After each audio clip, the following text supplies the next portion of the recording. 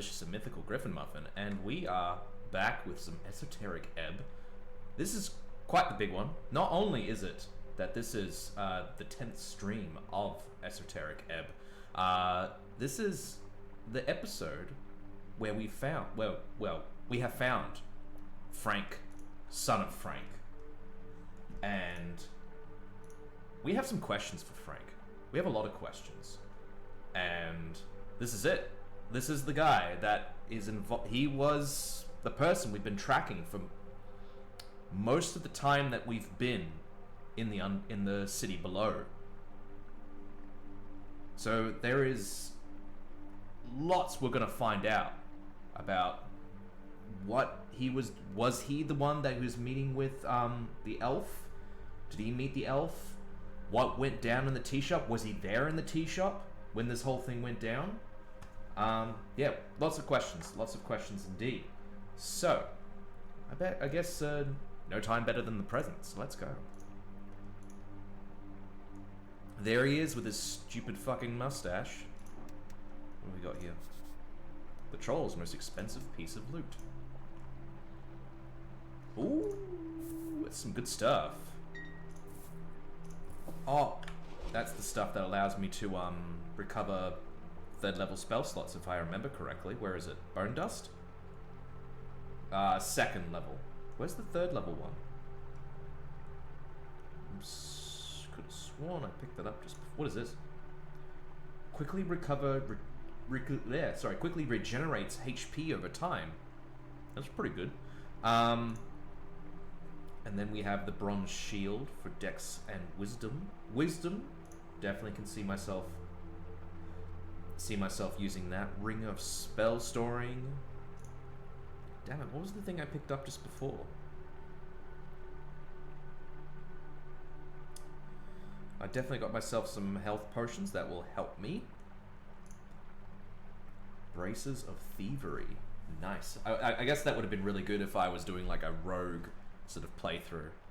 Well, I seem to have lost track of what I had just grabbed. So, we'll leave that as it is.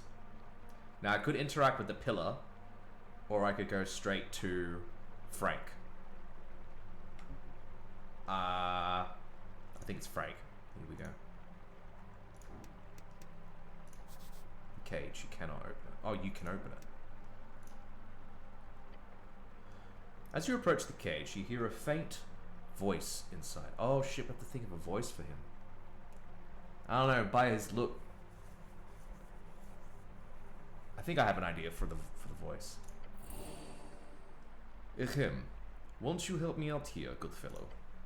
On the ground you see a key. Hey, the troll dropped it! It's for the cage, of course. Yes, it must have fallen off the troll during the fight. You could probably ask for some type of reward in a scenario like this. Who are you? Currently, I am but a man in need of a great savior. Think I should open it, Snell? Yeah, I think you should. The dragon slain, time to save the damsel. You hear a laugh from inside the cage. A damsel, eh? I'll take it. Now, please. Right. What do I get in return? Eternal gratitude and a lifelong friend? What kind of friend? Oh, the very rich kind.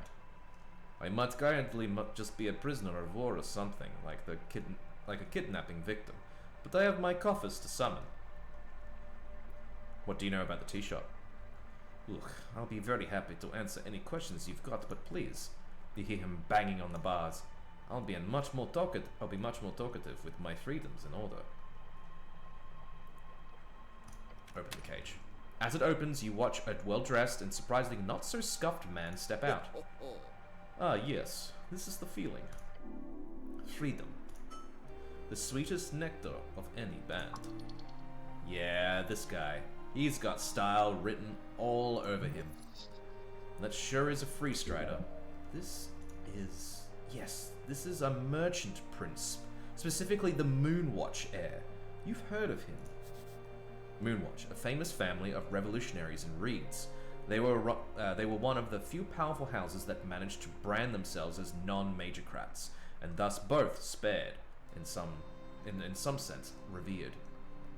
And are you Meridak Moonwatch? The one and only.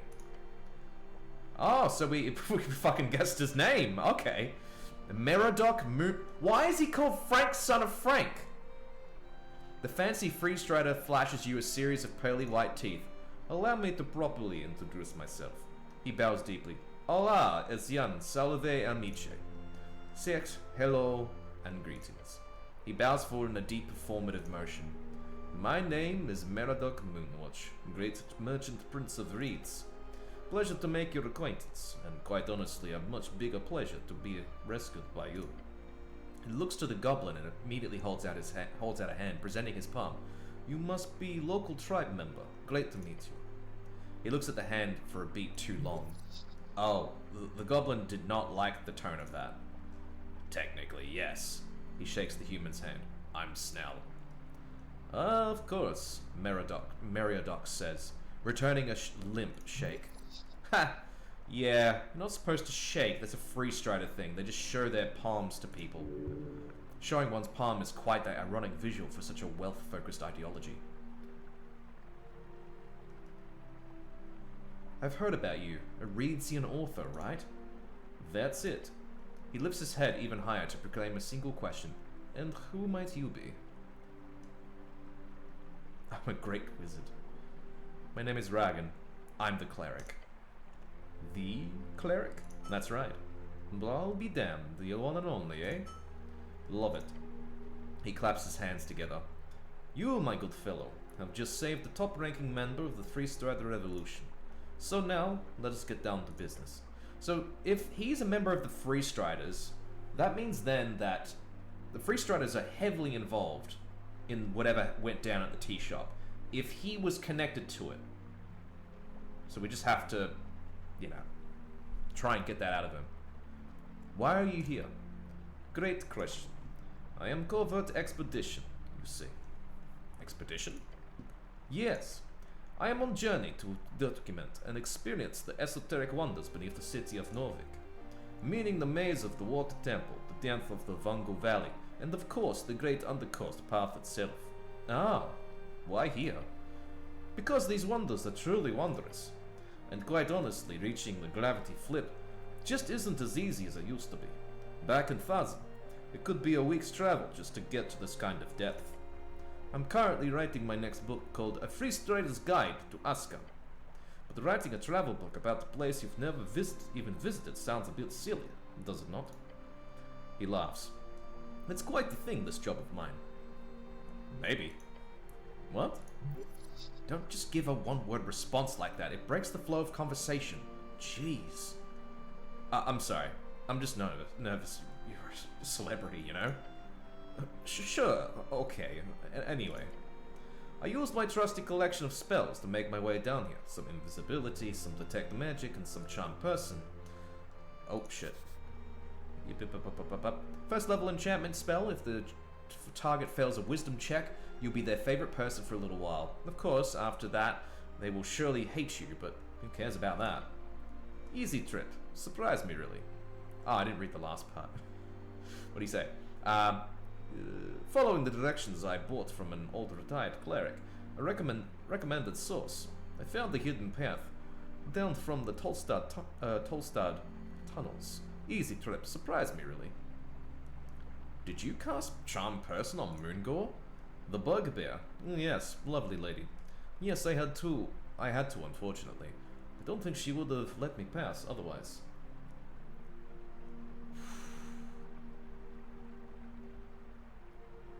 Ooh.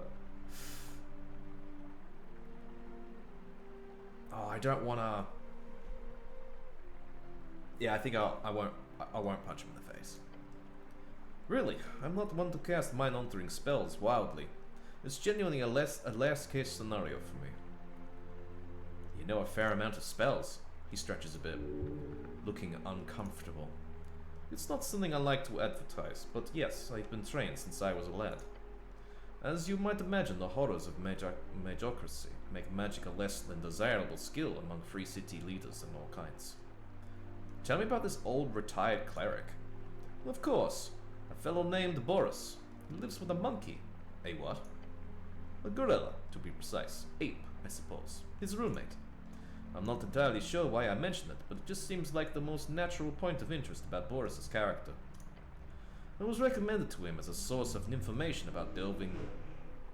Shit, I wonder if that came up on the recording. Some fucking hoon just came down my street. I was recommended to him as a source of information about delving in Novikian navigation. He's apparently served as a cleric here for many years. Hills of a career. A gorilla? Again, it is a very interesting detail, but I suggest meeting with him if you want to know more. He looks away for a moment. Boris. Yes, a lovely fellow. And then the troll. I really should have been more careful, but once I reached this far down, I figured there wouldn't be any trouble if I had just rested a bit under one of those mushrooms. Most to regain my spell slots. And well, there's not much to say. I was thrown into a cage, interrogated a bit by that brutish troll. I spent my remaining spell slots on him, but nothing seemed to work. Yes, he did seem esoterically resistant. Indeed, not entirely of course, but every charmed person I cast just bounced off. At first I thought it was due to his nature. Obviously charmed person only works on direct humanoids. However, trolls are distinctly a giant variety. They even speak a broken offshoot of the giant tongue. So I'm quite confused on the route. Considering the esoteric freezing around the beast, I'm sure there is some strange pocket or biome effect he carried with him. Quite strange. Oh. So, was that linked to the freezing thing that happened with our, power? Did you manage to talk with the troll? Sure. If by talk you mean him screaming at me and threatening to eat me. A fair bit of time. Lovely experience. To go straight into the book. The last vestige of Ascani's brutish past. Yes, that'll work. So no useful information. Well, the brute did mention how much he hated Earth. Sounded like he was one of the few who survived your dear god's cleansing during the city's founding. He also spoke about rebuilding the tribe, but I'm not sure what that even means. So good riddance, I say. Such a beast has no place in civilized society compared to the half-giants of Vugurni, that do not see much potential in trolls. Vugurni, one of the 8 bands along the coast. Jaw. There's an achievement. I'm gonna try and get it. Wizard. Jawstrings. Damn it. It's if you get 10 encyclopedia entries in one. Oh, I missed. Did I miss one? Fuck, I did. I didn't get the gate error. Anyway. He glances towards your goblin companion. Goblins, for example, are more or less stellar examples of this democratization of tribal cultures, if you pardon the expression. Snell looks tired. Happy to be a stellar example for you and your ideology. Either way, he's gone now. Hopefully. The way he fell down into the deeper reaches of the gravity flip should suggest a gruesome death. But don't take anything like that for granted. What makes these paths so wondrous and horrific both is the esoterically unstable nature of these strings. You'll never know what you'll get. What do you know about the tea shop explosion? His smile drops. I suppose I should tell you a little story. Yeah, we've been looking for you, Mr. Frank Frankson. He nods to the goblin. I hope we can keep this under wraps, of course. But as you might have imagined already, I'm down here without any permit. That sounds illegal. It is, although it's a debatable case. I arrived in the morning and planned on taking a stroll through Tolstad before heading down. My presence was a bit of bad timing, really. A week before the election, and the son of the 3000 arrives on the scene. That could cause a bit of havoc, and since our dear Ascani Reed's trade company was not doing very well in this election, I did not want to steal any limelight. But then, of course, fate intervenes. Just when I find myself before the Ascani pillar, a darn fireball goes off next to me. Just my luck. So, once the ringing had stopped and some goblins started swarming the place, trying to put out the flames, I decided quite quickly that this could end poorly for both my timetable and the poor people who had to deal with this mess. Sounds like an awful coincidence. Like they say, fortuitous Gia frowns upon my path. Fortuitous Gia, an old deity still worshipped in some parts of Reeds. She was a goddess of luck and wealth. That's, Lady Luck. I rushed down the stairs, since I already had my direction, and figured I'd postpone the upstairs sightseeing, and straight down into the below, as you people say. You people?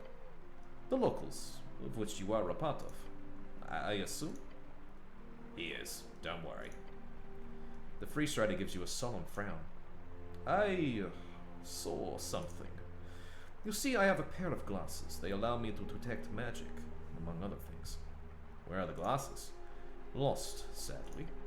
The trolls shook me around, and they ended up at somewhere down near the river, I presume. Gotta find those glasses. Did I find them? I can't check. What did you see? I saw a man on fire. What? Specifically, I saw the outline of a man. Invisible. An invisible man.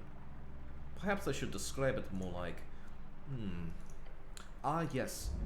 The invisible smoking man. We have a smoking man.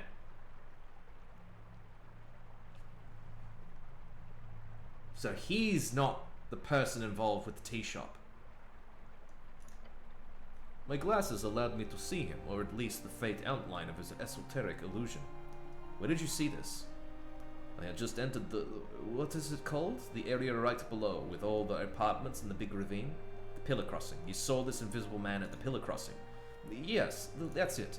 I saw him heading down across the bridge, or rather towards the pillar. And what time did you see this? It couldn't have been more than minutes after the explosion.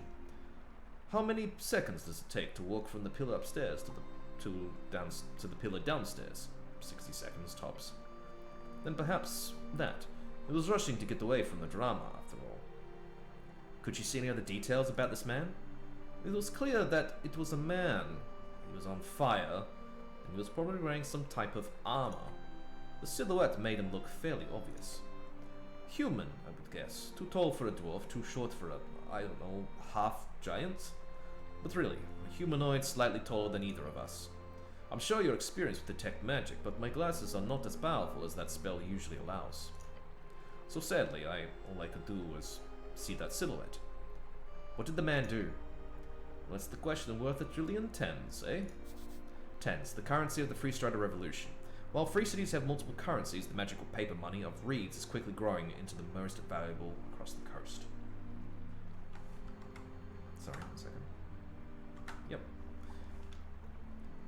Tell me. Merodok takes a deep breath. He went inside the pillar. Inside the pillar, he says. The pillar of jaw. Elaborate. I agree, that seems reasonable to do. It's strange, but let's be clear.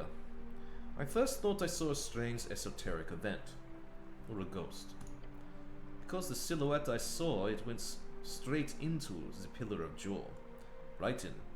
As if it walked into the stone. And the stone turned into... how do I describe it? A magical mess. Warping around the invisible man, his flames being put out and his being merging into it. A gate. You're sure it wasn't a ghost then? I have seen ghosts, good fellow. This was no ghost. This was an invisible, very real man. Wherever he went, once he was inside the pillar, his presence disappeared immediately, along with that esoteric force emanating from the stone. I've never seen anything like it, but I have read about it. The pillars of jaw across the coast, the Arcanists performed many an experiment on them. There have been reports found in hidden documents during the rebuilding of Thousand, you see. Documents from high-ranking Arcanists. This is all kept very secret among the Free Strider ranks, of course. Please tell me. I can tell you one thing about it, perhaps. Find a logical argument as to why he should tell you everything! Yes! That's the best time to get a nat 20. Yes, this man clearly accepts logic. A rational human. A wizard, even. Mr. Meriadoc Moonwatch, any information you can give me will help me in this case. Now push the most rational thing he obviously desires. Any of these foolish freestriders' desires. If you know something about the pillar, then telling me will not only help my case, it will also, most importantly, keep the first ever election of Norvik safe. He clapped. Wait, is this the first ever election of Norvik? Is that why this election's a big deal? I never knew. I must have missed that detail. Okay. That makes more sense now as to why everyone's so... This election's so in a big hullabaloo. He claps his hands together. You said the magic word, didn't you? Yes, I do worry that this whole event will curse the Freestrider cause. If you can keep things... If you can keep things... What? If you can keep things clean up.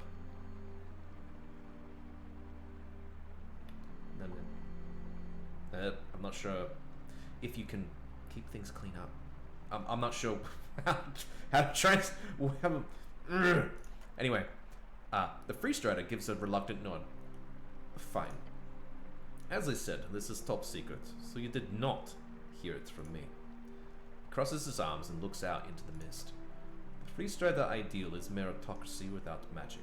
However, obviously, we inherited the massive esoterical caches left behind by the Arcanists because of the beheadings.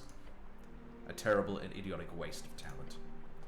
While magic itself grew weaker over the years due to Arcanist greed, many of their findings are still quite useful to this day, especially their scientific data. What's secret about this then? They appeared to have been in contact with Jaw. That is fascinating. Jaw's dead. It's not exactly a conversation or anything. They received esoteric messages not unlike the ones recorded during the Gate era by, well, civilizations like the Snailfolk who built all of these ruins around us. It was an omen, you might call it. What did he tell them? The Freestrider taps his hand on the pillar. Some strange codes taught them some new spells. The last message we found written down by one of the Arcanists of the Hagenshags. It was an order to stop. Stop what? To stop opening the gates. He raises his chin. You see, then he places a hand upon the pillar beside him. They found cracks in the gates of Jaw, leading to the outside, the places we all come from. They got in? Teams of Arcanists, back when they still wielded 9th, 10th, and 11th levels. 11th level spells? What? What kind of spell is that? That's insane! Like, one of the more powerful spells in Dungeons & Dragons, like 5th edition, is like Wish. What could be more powerful than Wish? That's something to think about. They could enter into the pillars, but for short stints. Many did not return, but for those who did describe the void of souls, alien worlds beyond, far realm aberrations, and paths within strings, whatever that means. Their work was cut short due to the Coast War, but they got in, my good fellow.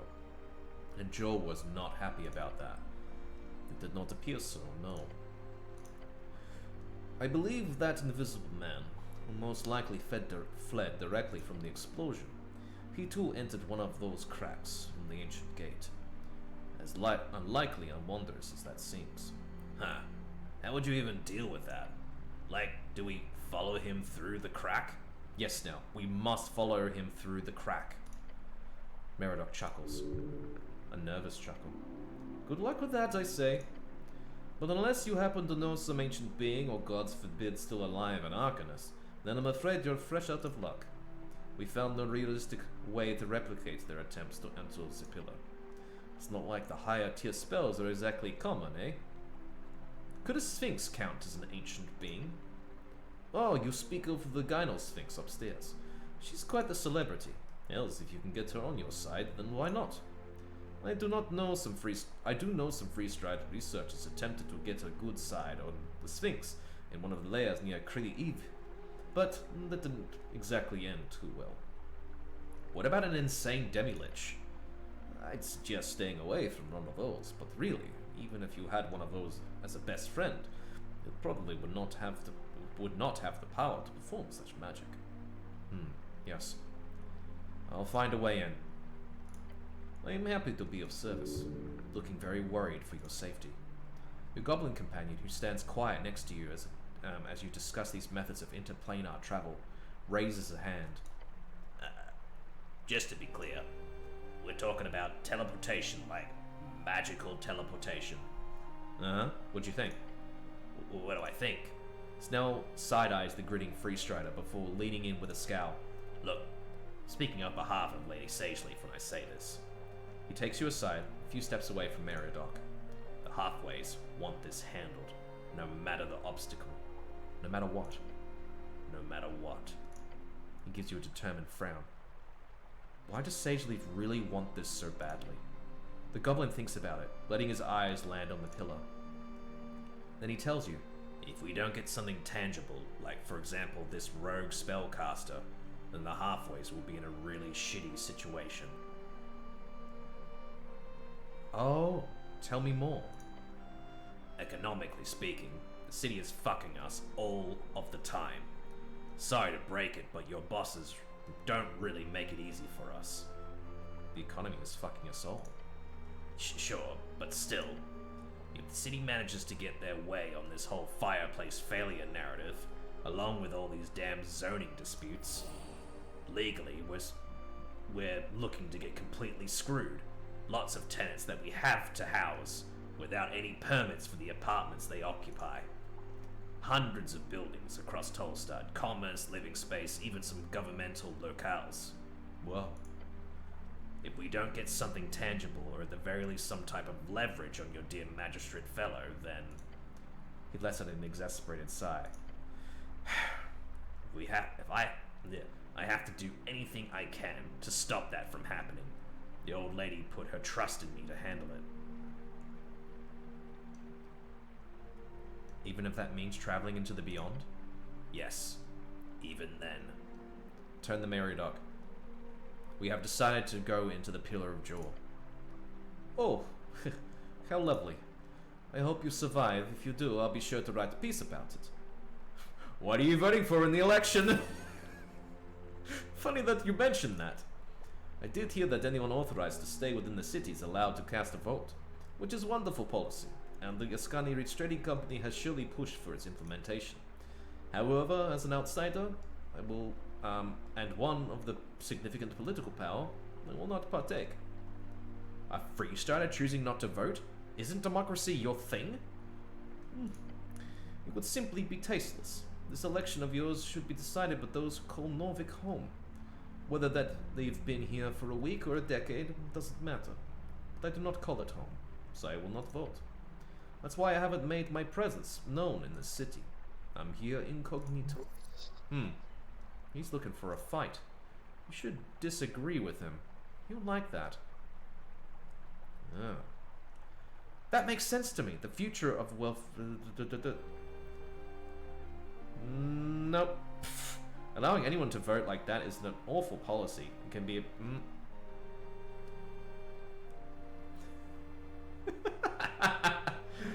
I don't care. If you're not voting, you're useless.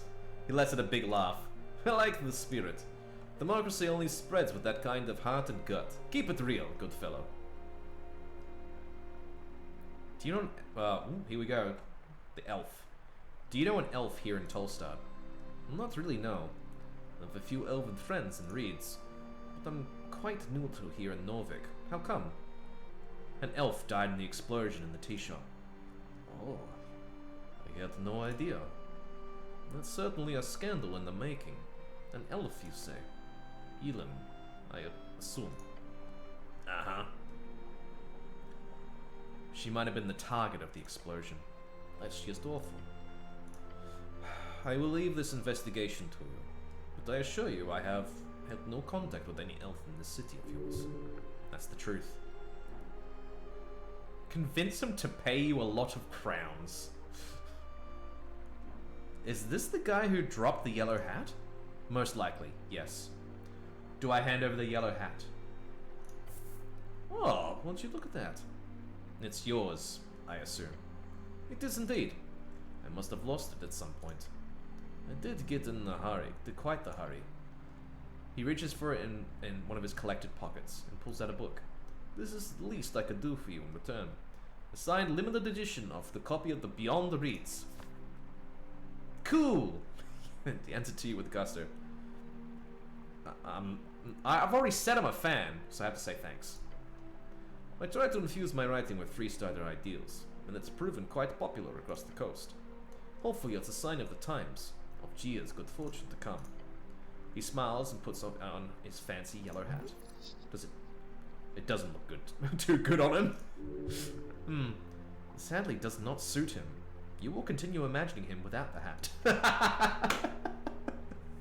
Gods, I love this hat. It's been on a lot of adventures, you know. Anyway, any questions I can help with? I don't want him to pay me crowns. A dangerous thing to ask a merchant prince. Well, I'm a dangerous man. Oh. Claire. Oh, hello. Oops. I put a slight amount of pressure on my keyboard. I'm winking. No, I get it. Very playful. I'm just someone who could very easily talk your ear off. He lets out a hearty laugh and strikes a pose. I've been known to bore officials in every city with my political rants, and intrigue common folk around the coast with my tales. So go ahead. What do you wish to know about Merodach Moonwatch? Don't speak of yourself in third person, it's pretentious. I don't do that much, do I? You appear to have left an impression on the freestrider. His micro-expression shows insecurity now. Just don't.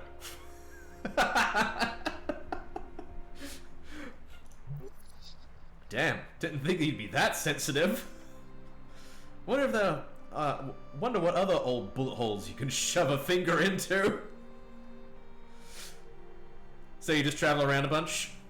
Most of every day, every year, yes. I haven't gotten tied down yet, so this exciting lifestyle is what I've chosen. We'll see if that changes in the future. Perhaps I'll get married. Who knows? What about you, good fellow? You tied the knot yet? Your heart skips a beat. Alert! Alert! Whatever you do, do not act weird. Your goblin companion glares at you. What?! Why'd I take damage?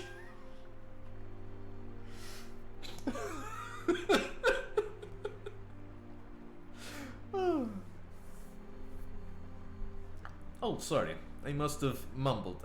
I said, do you have yourself a woman? Or perhaps a man?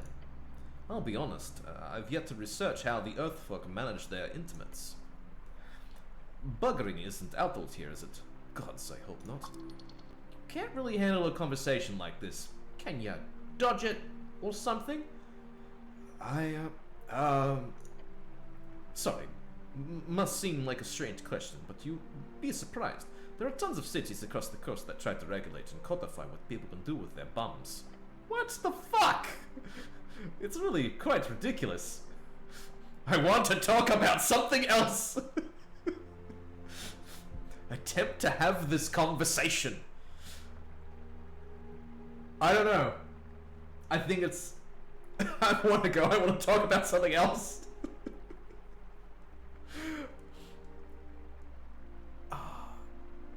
Let's do it. Now, there we go. You raise your head. The nervousness is gone.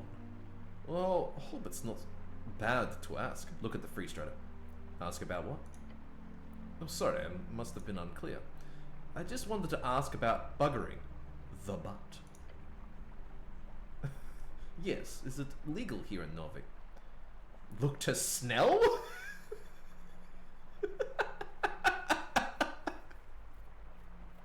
Oh, I half want to look at Snell. He nods. It's legal. Wait, why are you asking me? I just assumed you did know. The freestrider laughs. I wouldn't see it as a negative, my goblin friend. You do dress yourself quite stylishly, which is, albeit unfairly stereotyped, a sign of modern urbanized lifestyle. Oh my god, this guy shows off a wide set of teeth and a blindingly flashy smile. So, because I don't look like a bum, that means I like to get buggered. Or be the buggerer. Or be the buggerer. Stereotypes are bad!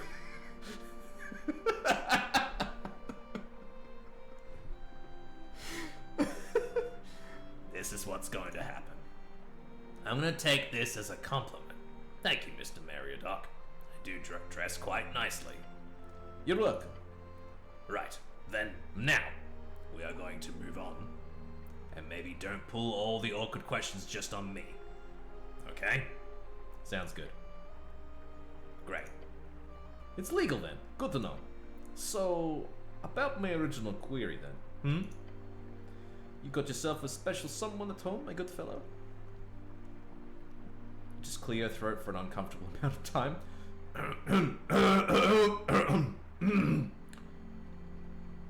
No.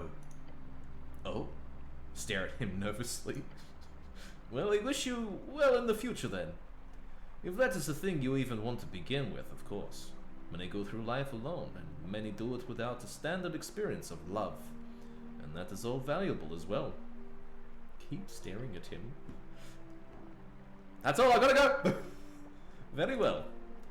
I think I'll pick myself up here a bit and, I think that darn bastard troll tossed some of my belongings down the riverbed.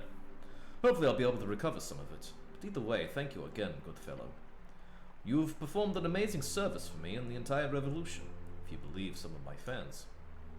He presents his palm to you. I owe you a great deal. If we ever cross paths again, I'll be sure to repay you. Don't shake his hand. You'll look like a fool. Yeah, don't shake it. You better. He flashes you a joyless smile. The free strider shows you his palms in an open gesture. Well then, if you need anything else, I'll still be here for a little bit. Just good luck out there. If I have time, let us speak again on election day. I'll be sure to hang around Tolstad when it's time. Alright. Goodbye, Prince Moonwatch. Wow. So, unfortunately, he is not the guy we've been after. But we now know of an invisible man that went through this pillar.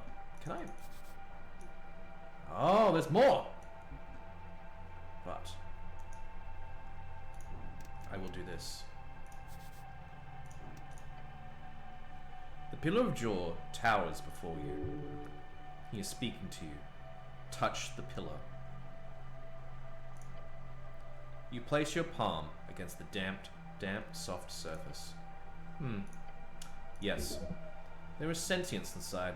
Strings are connected with something beyond. It is easier to make it out down here.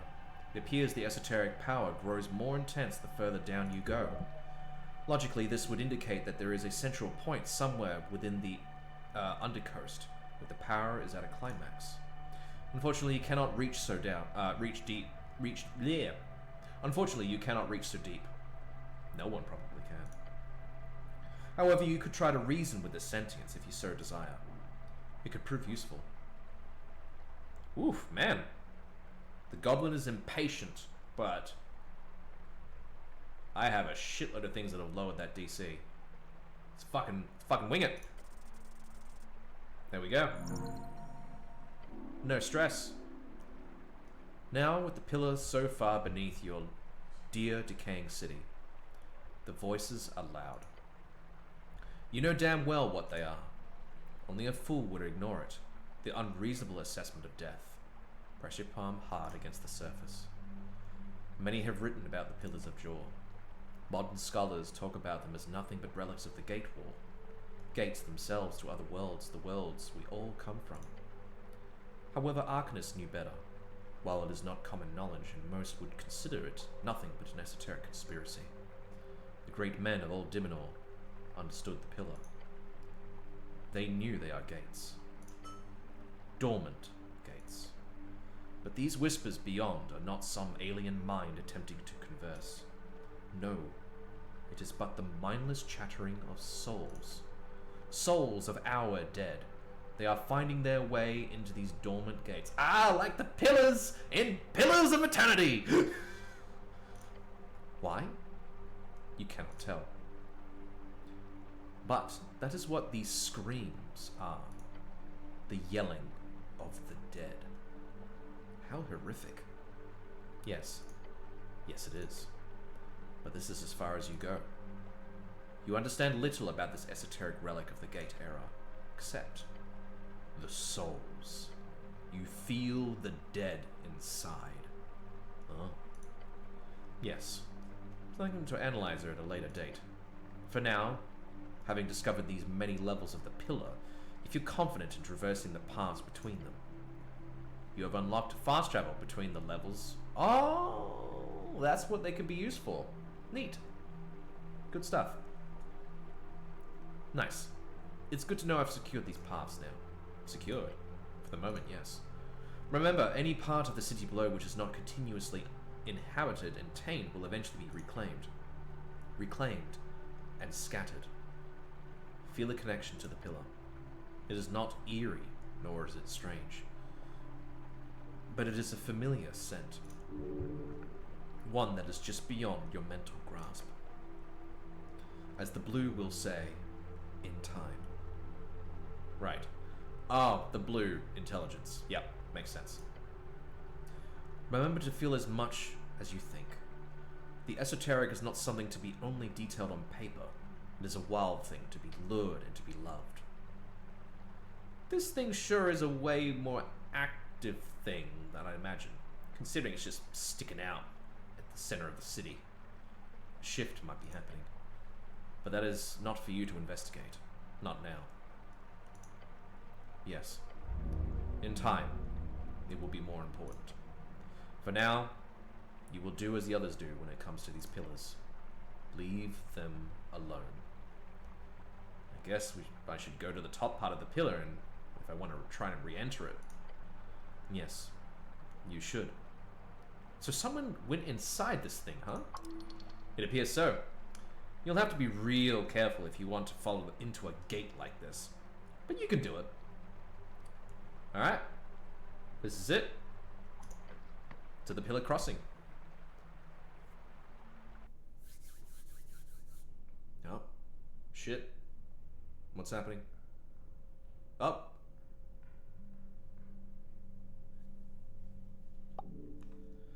Here we go. The pillar of jaw towers before you. He is speaking to you. Touch the pillar. Wait. Oh, the top part, as in the... Oh, fucked up. Whoops.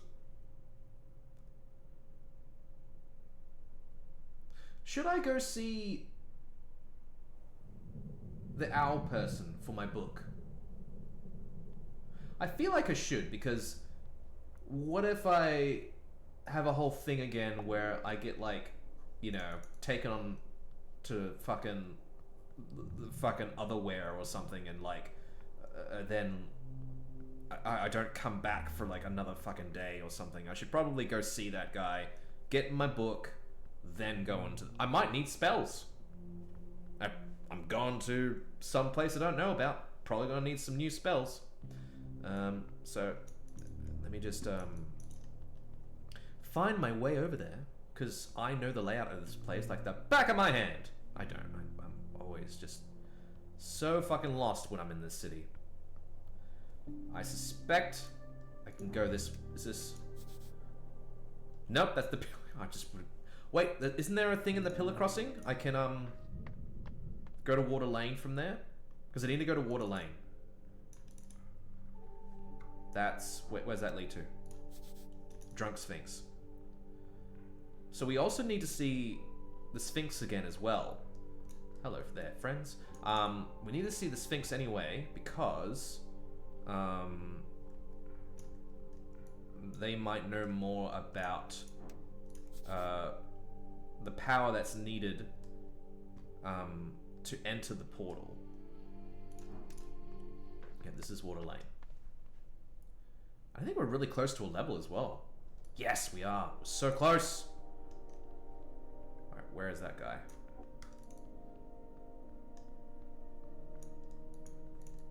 It was one of these doors, was it not?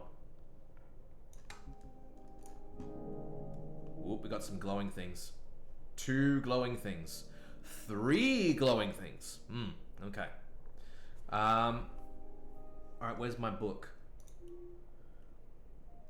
The Lost Six. Oh, that's the halfling wants that special book.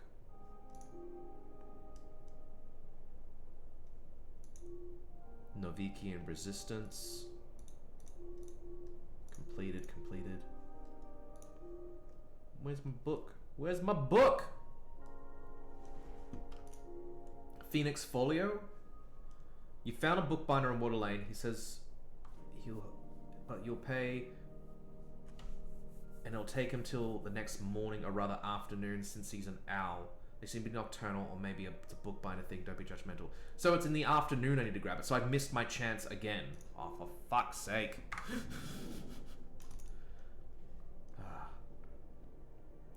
I'll get to a place here, and I will activate a few of these things. Okay.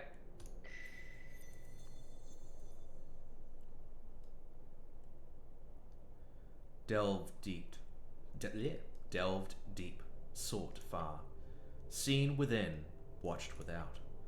The pillar of jaw, an ancient bulwark, its gate rising beyond. Yeah, I got pretty deep down to figure this thing out. Yet it continues far, far below, each step of the way making it clearer to you. How little they matter, these vestiges of the maker of your world. They are but esoteric rock. Rock which sits until something changes.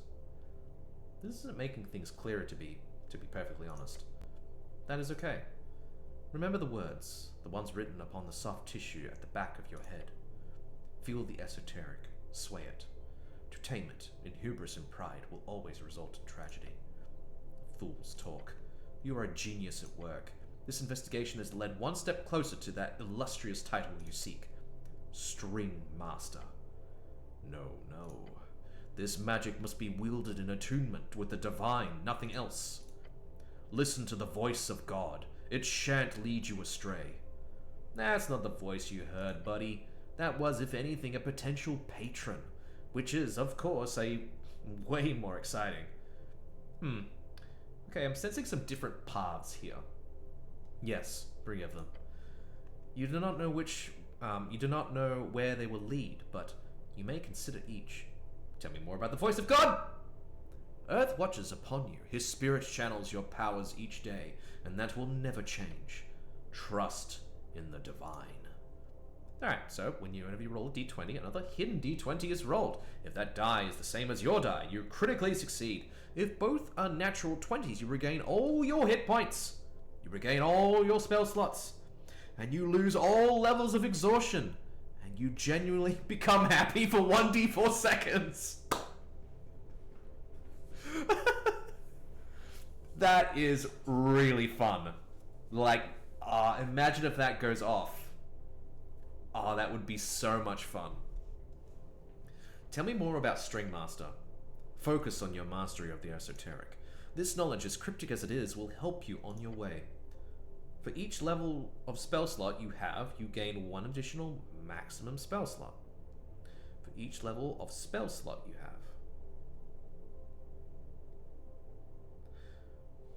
Little bit confusing.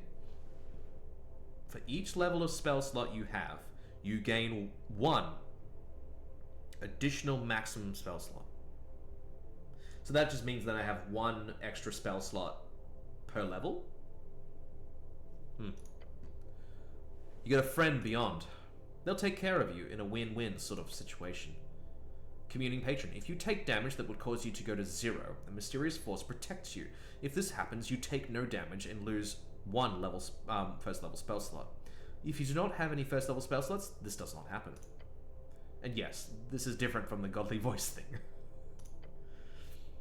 But mostly in aesthetics, which is the most important aspect, to be fair. Okay, so we have 3 potential paths. The voice of God sounds really good.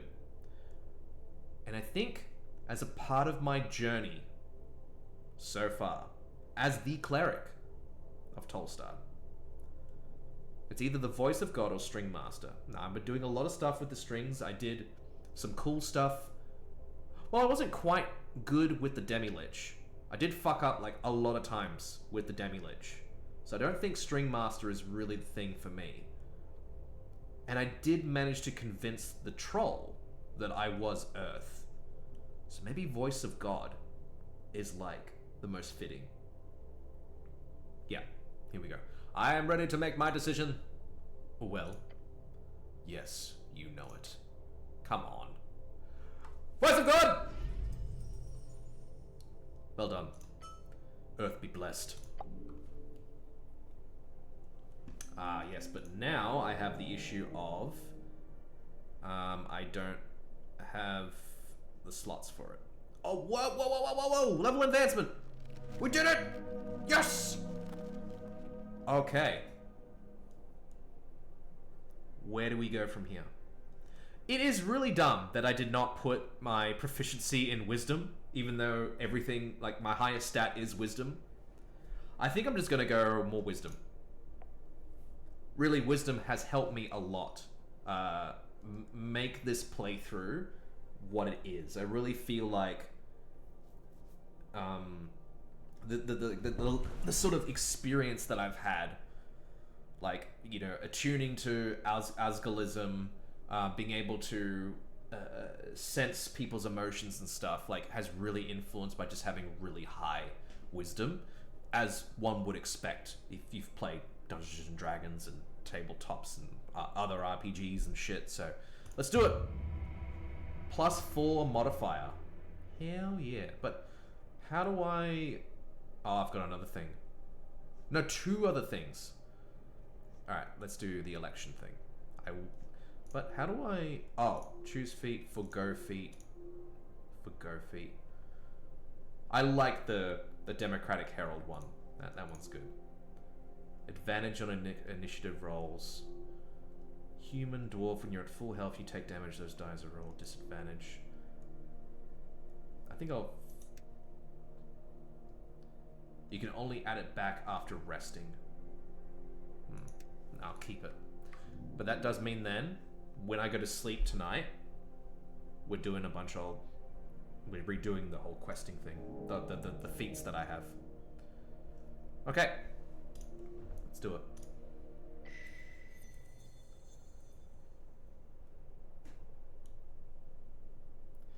You have expressed some opinions lately. I have. Now you will listen to true reason. You see, what all this has been is an opportunity. One to share this tumultuous part of yourself with others. So now that part, lives out there. It will stay there for some time, collectivizing into the zeitgeist. I love that word. Growing, decaying, until it festers into an unimaginable beast of bureaucracy. That, in its nature, is an election. A general election of leadership and governance. It is, of course, a complete farce. What? Attempt to ask yourself for real this time, what should I vote for in this election? Why is it a farce? Because no one seeks answers, only power. The true order was corrupted and betrayed long ago. What's the true order then? During the Arcane Era, it was men who rose above all else. Wizards, with unimaginable power, used a perfect system of meritocracy to lift themselves up and build empires. These great men fell when the rules betrayed them, their powers stifled, their minds corroded. The Coast War was bloody and sealed the fate of this order. Great men. What about great women? It is not as simple as that. There are many reasons why men rule among humans, just like there are many reasons why humans rose above all the others during the Arcane Era. One day you will tackle this topic thoroughly, with statistics. Today is not that day. Why do I feel the need to ask strangers about their voting choices all the time?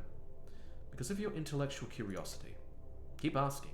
Eventually their weak facade will fall off, the truth being only a disappointing allegory for mortality. The search for agency, for meaning. You know it well. No. What you do is seek support. Your brothers and sisters have different thoughts than yourself. You wish to mingle yours with theirs. That is healthy. You ask to tell, to share the knowledge. Norvik is for the Earth folk. Humans must come first. This is your city. You ask for lots of different reasons. Number one being because democracy is exciting. The new world is exciting. Vote Free Strider, March 27 BE. Yeah, all right. Let's do it. No. No. Asking such a question is not valid, for democracy itself is flawed. But how exactly? If you need to ask, then you are not ready to learn. I have 4. Let's do it. Yes! Ask. Do this. Receive an answer. But do not regret your inquiry. But seriously, what should I vote for?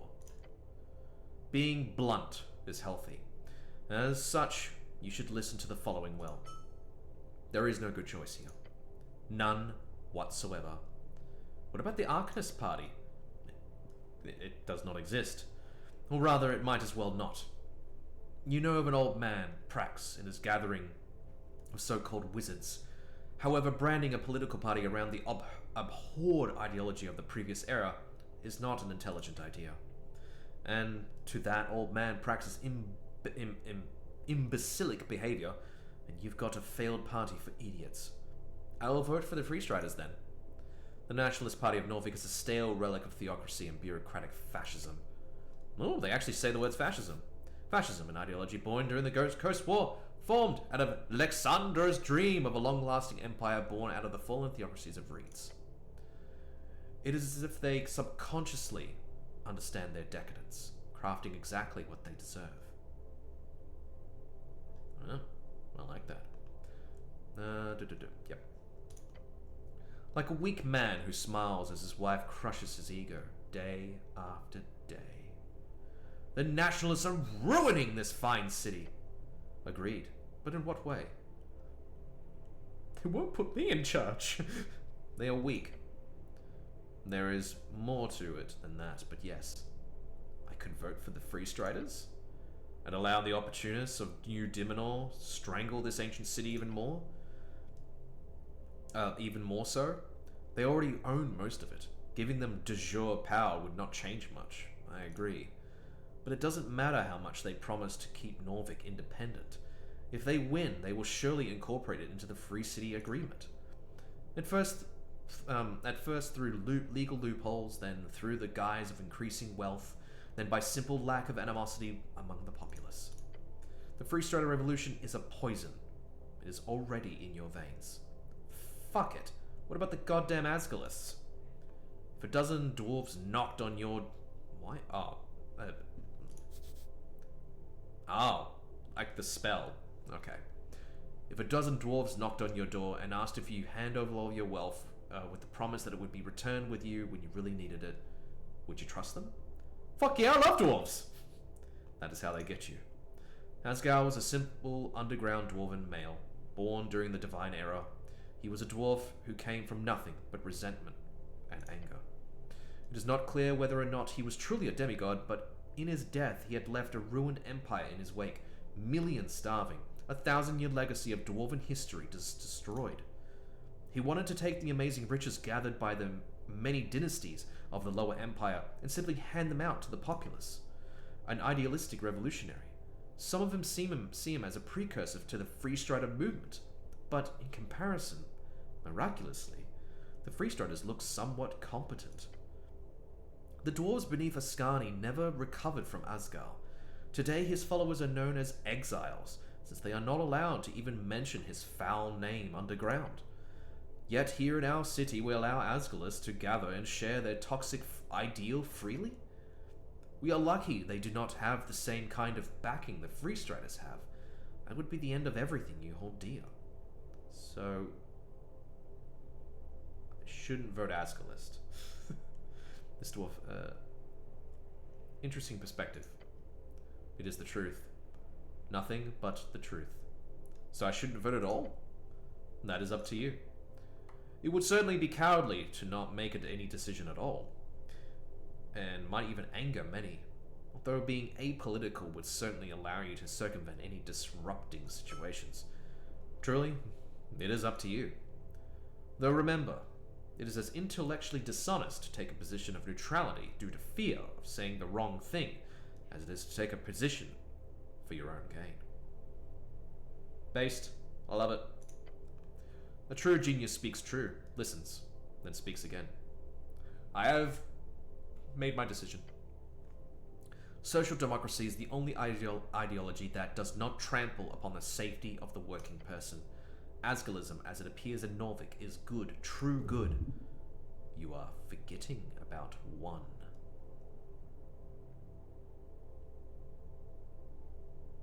Yeah, what is the other one? I can't remember. Tell me more about nationalist? For your brothers and sisters, and everyone below you, to flatten this uneven city, to make everything just and good. It is a simple dream. Asgalism. Okay, so this is the choice. I do need to read each of those just in case. Whenever you take damage, move one step forward on a secret 3-step counter. On step 1, a thesis d20 die is thrown. On step 2, if the damage you took is higher than the thesis die, an antithesis.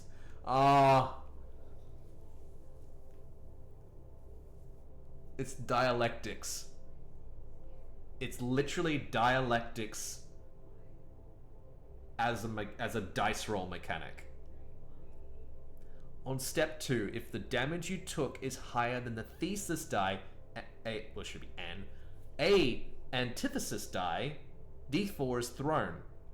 On step 3, the damage you took is lowered by either 1 or by the antithesis die if you rolled 1 during step 2. This is synthesis somehow. The next time you take damage, return to step 1. What the fuck? It is quite simple. Essentially, you must perform a 3-step process of crafting meaning and unity. That is how we grow. I was like, what the fuck? Oh my god. Alright, tell me more. I know who I'm gonna pick, but still. Humans first. Follow in Earth's legacy.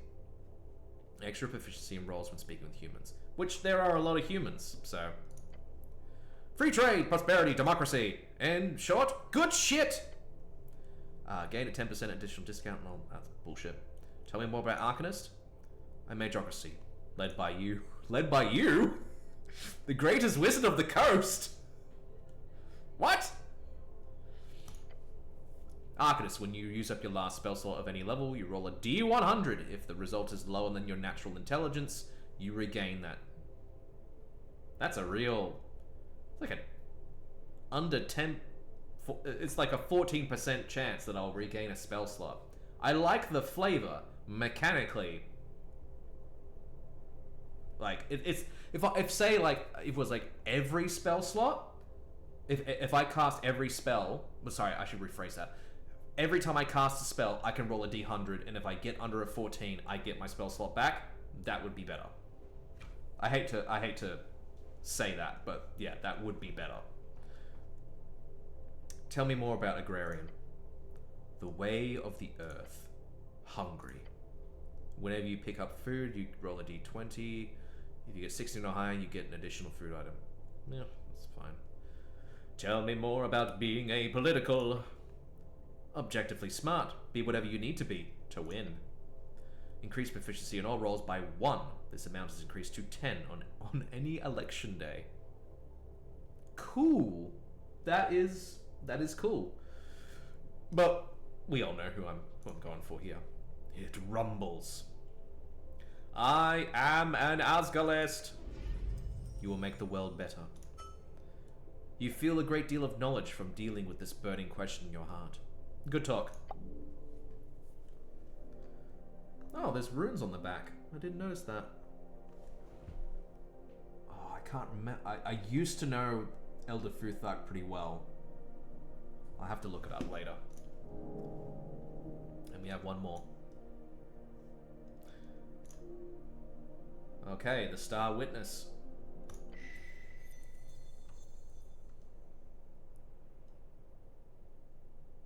Be aggressive. Push over the line, destroying each worthless monster in the way. That's how you get ahead in life. Aggressive competence with a stoic demeanor. What? Where is this thought coming from? From you. As the adrenaline wears off, as the world comes back into perfect regular clarity, after such a deeply euphoric fight. Oh, because I fought the troll. You're standing here, realizing you are on top. This is where you're supposed to be. The most competent man around. One capable of slaying a damn troll! Yes, you. Ah. This taste of pure, near-instant, blood-misted death has got you hooked. You need more. More? More fights. More near-death experiences. More romance. Romance! Romance! Knights chasing down tyrannical dragons. Damsels being carried to safety. Empires falling and kingdoms rising. Men with goodness in their hearts bearing the burden of reigniting spirits. Breaking darkness. Smashing evil. You have finally reached that point. I'm gonna move my mic a bit. There we go. The point of actually feeling like a professional cleric.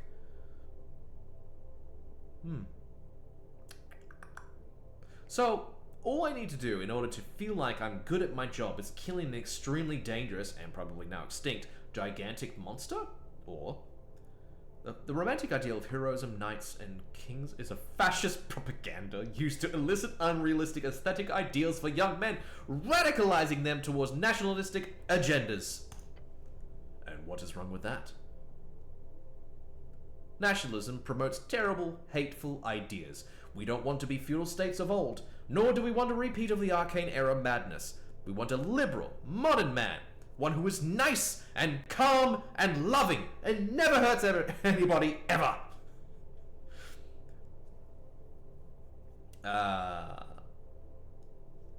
It makes them feel bad about the world when they get stuck working in the Lamplighters Guild, thus incentivizing violence against the system. That seems more the measured sort of response. Violence is not always the answer. But if there is no capability of violence, then what stops the system from walking all over you? The social contract? That has already been broken.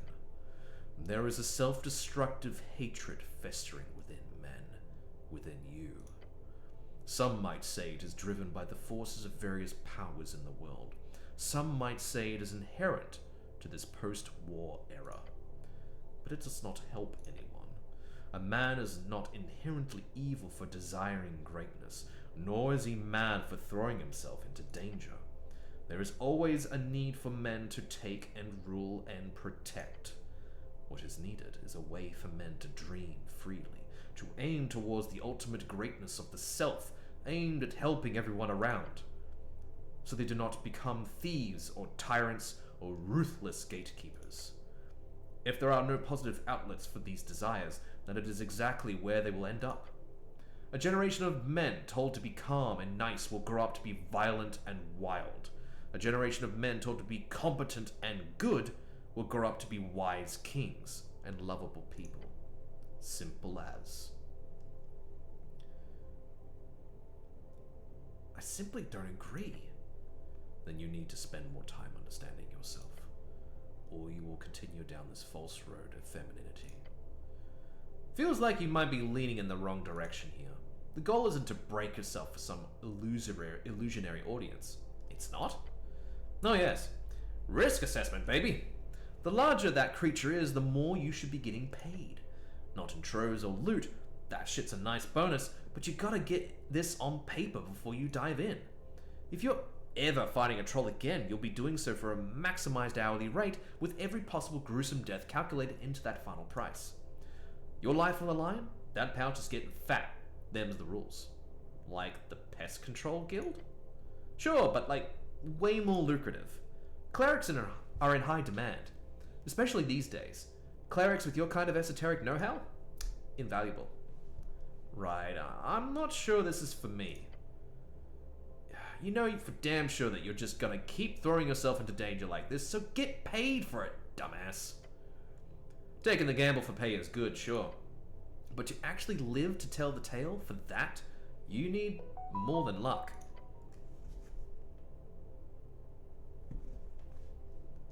You need the luck of the fool. What? I'm not stupid. Stupid is in the eye of the beholder. Every time you head down there, it's a gamble.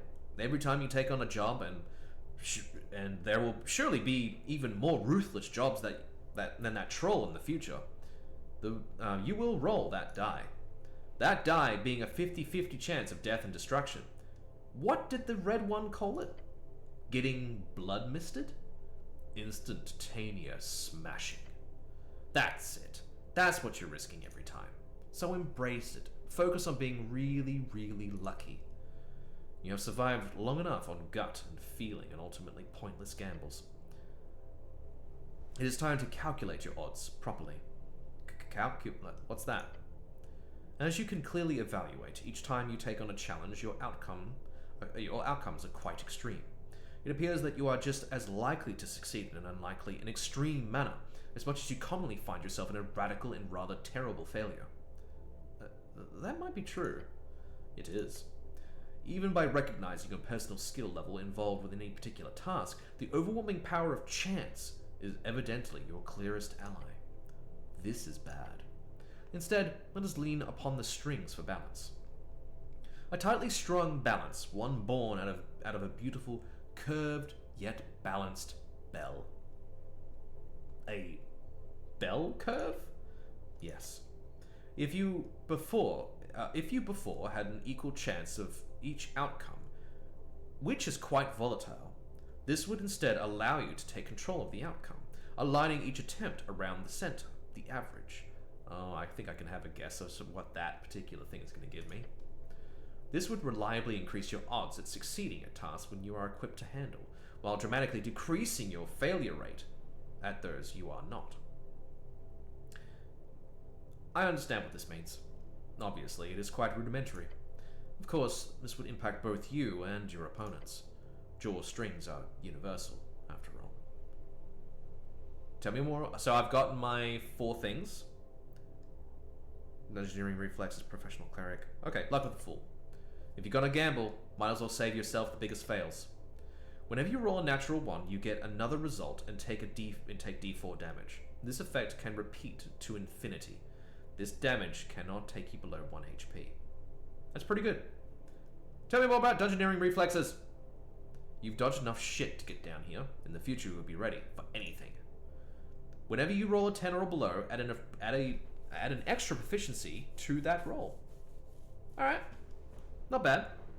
Tell me more about being a professional cleric. That looks freaking sick.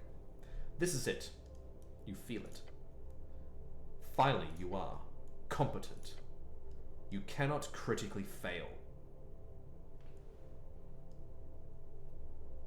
That's fucking good. That is really good. No more nat 1s. Ever. Tell me more about curved yet balanced bell. Naturally, you should only take on challenges you are capable of succeeding at. This will lower any risks involved. Whenever any d20 is rolled, the strings of jaw causes the outcome to lean towards 10. The chance of critical rolls are diminished. Ooh. That's interesting. So I am less likely to get nat 20s as a result. Which is kind of half the fun with a nat 20. I get it, right? I don't even really play a lot of 5th edition anymore. I don't play, like, my main tabletop I play now is Draw Steel, which is 2d10 based on 3-tier outcome. And I like that system, I would say, like, marginally better than 5th edition. Actually, I would, not marginally, I would say I really enjoy it. It allows a lot more flexibility in terms of, like, what happens for players when they roll dice. And you can still critically succeed in Draw Steel. You just have to roll a 19 or a 20. Or is it just a 20? I can't remember now, actually. Not at the top of my head. Ooh, that's a tough one. I think, although that one is good, I think I know which one I'm going for. These are the tools of your trade. Each will help you in some way. Your choice here is to focus on one path. The gamble, the delve, the veteran, or the thinker. Professional cleric. You know how to act in this world. Now act until the day you die. Thus it goes. Guess I'm a troll killer now. Awesome. I don't think there's any more.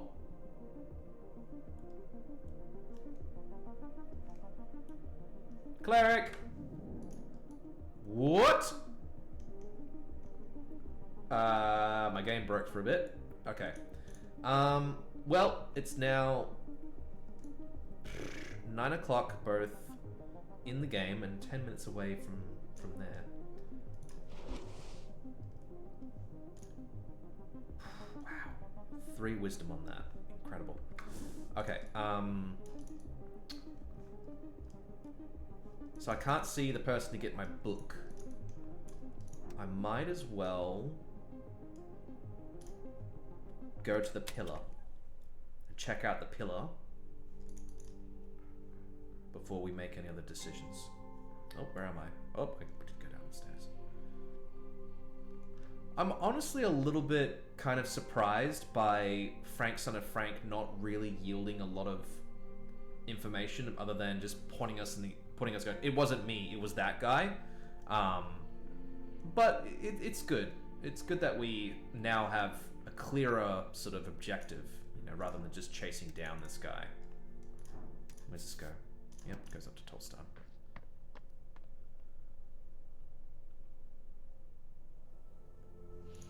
Alright, here we go.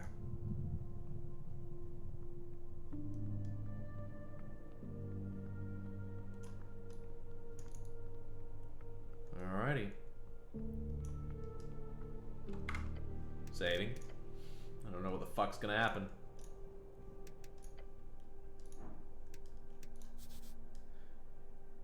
Yep. The pillar of jaw towers before you. He is speaking to you. Touch the pillar. Standing here at the pillar, you realize your goal is close. The quest is near finished. But you do not have the method to enter this esoteric relic. Not yet. I should speak with Viskin. He might know something about this. That is very correct. The wizard will know. Right. We'll have to look around. Ask around. So on. Alright, cool. So we know that we can enter the pillar up here, but we need to speak to Viskin about, you know, how we actually get inside it. Although it feels kind of dangerous to speak to Viskin about this sort of thing. Maybe he's like in cahoots. But we shall see. Hey, what's in there?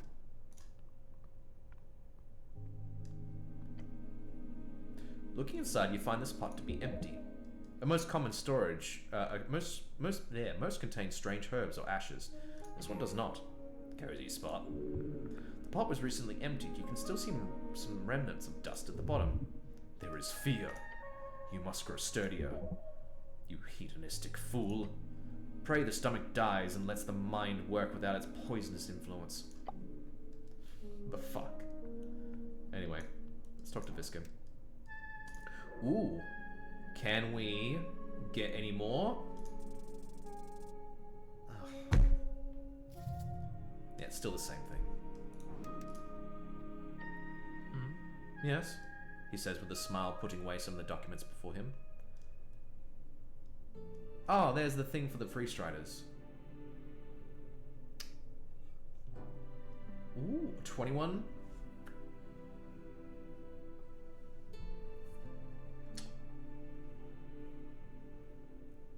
I just need to get really high. Like, sorry. I need to get really high on the. Need to roll really high on the D-spring. I should have thought about that when I said that. Anyway, let's do it. Fuck it. No, come on! You glare at the pale man who keeps working on his documents for approximately 2 minutes. Eventually, you feel stuck in your thoughts. I don't mean to imply I know more than an honorable Earthguard member, my good cleric. However, you must certainly have more important things to do on a day like this. He's correct. Maybe we can get back to this later. I wish you luck in your endeavors. I'm gonna try again. Fuck you. Yeah. Alright, I won't do that right now. I need help entering the Gate of Jaw. I'm sure you do.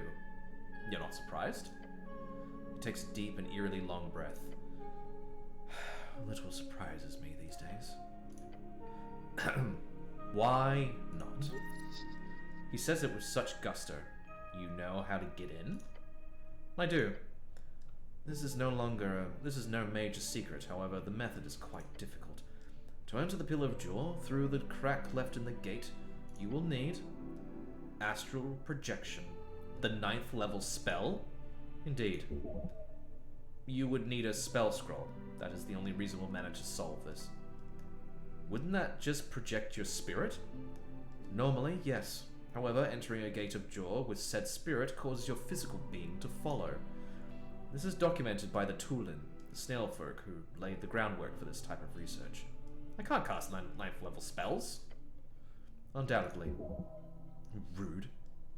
Can you cast the spell? Without a spell scroll? I cannot, no. Embarrassing. I disagree. Alas, you're allowed to have your opinion. Soft spot. Why are you insulting him? He's trying to help you. Then how about a spell scroll? Precisely, cleric. A spell scroll of astral projection, an extremely powerful item, no doubt. However, it would be so strange for one to be found in the halls beneath us. Of course, despite your natural acumen for string manipulation, you do not possess the ability to cast 9th level spell scrolls reliably. If you require one, bring the scroll to me, and I will cast it for you. You can cast 9th level spells? I can reliably cast 9th level spell scrolls, yes. Admittedly, that is no small feat, but it is not to be conflated with the power to freely wield 9th level magic. Doing so is unheard of since the Coast War. I'll find a spell scroll of astral projection then. I'm afraid I cannot assist you in locating such an artifact. As such, I wish you luck, cleric. Thank you, goodbye. Okay, that's the next part of this journey, I guess. I need to find a scroll of astral projection. Where the fuck do I find that? Is that in my quest log? Does it say anything about where I can find the magic scroll? According to Viskin, you need to locate it. If you do, he will cast it. But where do I find it? No idea. God damn it. I think it's time to... Alright. I guess... Since there's a couple people watching, I think it's time just to go back down to the city below. It is late though. Like as in the game. So, I'm thinking maybe I'll go to sleep. And we'll tackle this on the morrow.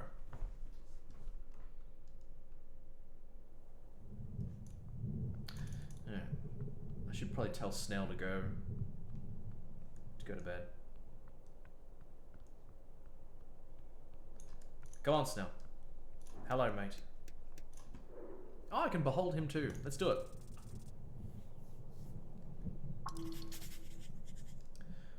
Goblin gets shit done no matter the odds.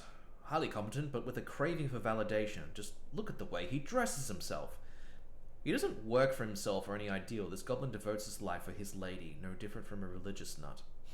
Righto. You approach your companion. Let's get on with it. Lots of rain today, huh? What do you think we should do? About the rain? No, what should we do today? Ah, right. Good question. We have a few good clues, if you ask me. Number one, we should see that testimony of our star witness himself. The goblin sighs. Look, I know you're all into this side of following on this esoteric mystery of the smoking invisible man, but just focus on preparing yourself first. I have a feeling this could end up right in the shitter if we act too rashly. I agree. We have to be careful. Yeah. He scrunches his nose and looks away. Oh, also, this is the clearest clue we've got. Obviously, someone fled from the tea shop into that pillar. I don't think Meriadoc is the type to even give a shit enough to lie about something like that. So fuck it. See how far we get. Let's go into the pillar. What's your position in all of this? Whatever do you mean by that, cleric? Why are you helping me in this rough world of ours? I'm here on behalf of Lady Sageleaf. Her will is for the streets of Tolstad to not suddenly burst into flames in the middle of the day. Her will be done, so to say. What if it bursts into flames in the middle of the night instead? I don't think she'd like that either. But why are you really here? My motives are not of interest, cleric. False. Motive is imperative in reaching into heart of someone. He does not want to disclose his inner feelings to you. Understandable. You're kind of creepy. You got any family? I'm a goblin. What do you think? Goblins normally live in tribal societies with a broad family structure. Your companion most likely has at the very least a dozen or so siblings. With any less would be remarkable, even in Norvik. Why would you care about goblin family structures? They don't even have their own culture. That was the point of their genocide. What? That's fucking harsh. We got wife and kids? Nah, single for now. And trust me, this goblin ain't getting no offspring. Thank the gods for that. I see. You are infertile. The goblin suddenly looks very tired. He stutters out a response. He does not want you to go further into this line of inquiry. No, cleric. I am not infertile. Prove it! Stop hitting on the goblin! Not gonna do that. Actually, I'm not sure how I would even do that in a reasonable time frame. He looks away and says to himself, why am I entertaining this? Second guess, you're a eunuch. Nope, wrong again. The tenacity of this goblin! He's got the patience of an earth elemental. I see you are uncomfortable. I will stop asking about this. Thank you, cleric. He looks relieved. Do you want to sleep in the guard tower with me? I'm good. A true statement. Such a goody Gold Grove. What the fuck? Goody Gold Grove, a classic Dimenorian fairy tale about a boy who was so good he exploded? Literally. And that's only slightly paraphrased. Is it because the guard tower is tasty, or perhaps you don't want to have a slumber party with me? He thinks about it for a second. Then he says, 20% number one, 80% number two. I see. But don't worry, I'm sure you'll enjoy that tower, as long as she isn't in there. Do you have something against my celestial roommate? First of all, that's a very funny sentence. Secondly, no, I don't. Just be careful, is all I'm saying. Don't want someone powerful like her on your bad side. It's late. You can head off if you want. Snell looks at you with tired, almost deliriously manic eyes. And leave you here? By yourself? He also looks around. Yeah, it's dark out, cleric. You're going to sleep, right? Because I sure hope you're not going off on some adventure by yourself. I don't need sleep. I am the cleric. I'm tired. I'm going home. See you tomorrow, cleric. You stand alone now. Alright.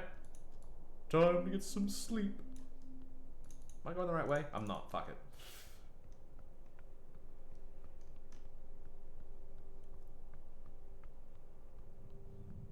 Alright. So I have to go to the guard tower for my bed. I think this is the first time in this playthrough of this game that I've actually... No. Is it the second time? I think it's only the second time I've been able to actually sleep in the bed. Because on that second night, that's when I found that esoteric event, and I like wasn't able to sleep for like 12 hours.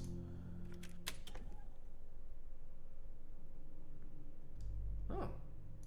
She's not there.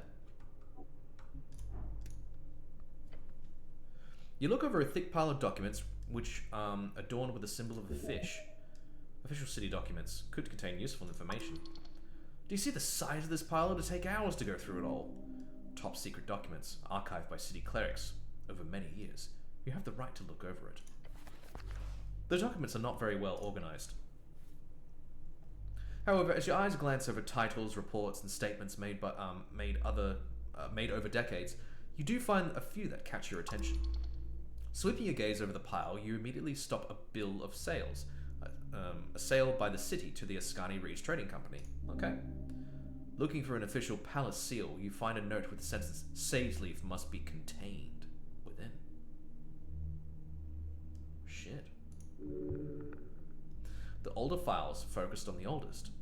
That's where you'll find the interesting perspectives.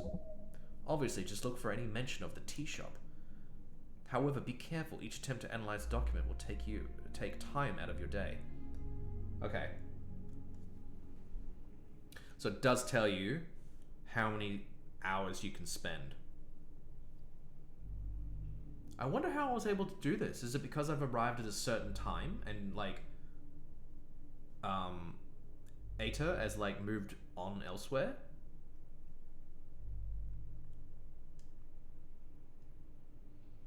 Undercoast expansion efforts. That's interesting. Massively complicated bill of sales. I would like to read that. Yeah. I do want to know more about the Asgals. It's a large number of documents detailing members of the local Asgal movement. You spend an hour and a half looking through the quite creepy details into some lives of a handful of Asgal members. You read a few that appear relevant. Alphos, exile, born in Vizcar on the 12th of Kronos, 480 AE, 49 years old, fourth son in the second branch of the house Ban Envers, foreman of the Workers' Party, registered for citizenship, 489 AE. Simi, exile, born in Norvik, the 27th of Sumul, 497 AE, 41 years old, member of the Masonry Guild since 2 PE. Zerba, exile, born in Vizcar on the 2nd of Gorgoni, 410 AE, 28 years old, 7th daughter in the 3rd branch of House Ban Envers, registered for citizenship, 10 PE. Modissa, human, born in Norvik, 9 PE, 18 years old. No known guild affiliations. There is a list over a dozen offences on her record, and she has been arrested several times between the ages of 12 and 18. Huh. It's terrible that the archives contain such information on these people. But having now read it, you do have more of an understanding of them all. Perhaps you could use it for good. Absolutely for your own good. You wonder, who keeps these records? Must be some freelance investigators hired by the city. Clerics do not perform dirty work like this. It must have been some filthy rogue. Don't call yourself filthy. That shit's just rude. A bit invasive, but this could be useful. Quite. If you ever have the unfortunate fate to deal with Asgals again. The thing is, though, I kind of already knew some of that information. Like, I'm not really sure if there was anything in that revealed too much about what I didn't know. I knew about Modissa. I knew that they had just moved into the city. So, one thing I'm thinking about is Alphos. That's the main guy. He, in the 12th Kronos, 49 AE, registered for citizenship of the Workers' Party 489 AE. So it's the same year, but these are different years, which is interesting. I don't know the significance. That's the only thing I noticed, though. And Modissa, we knew that she was already getting in trouble with the council and all that sort of stuff, with, you know, being a communist. So nothing really new there.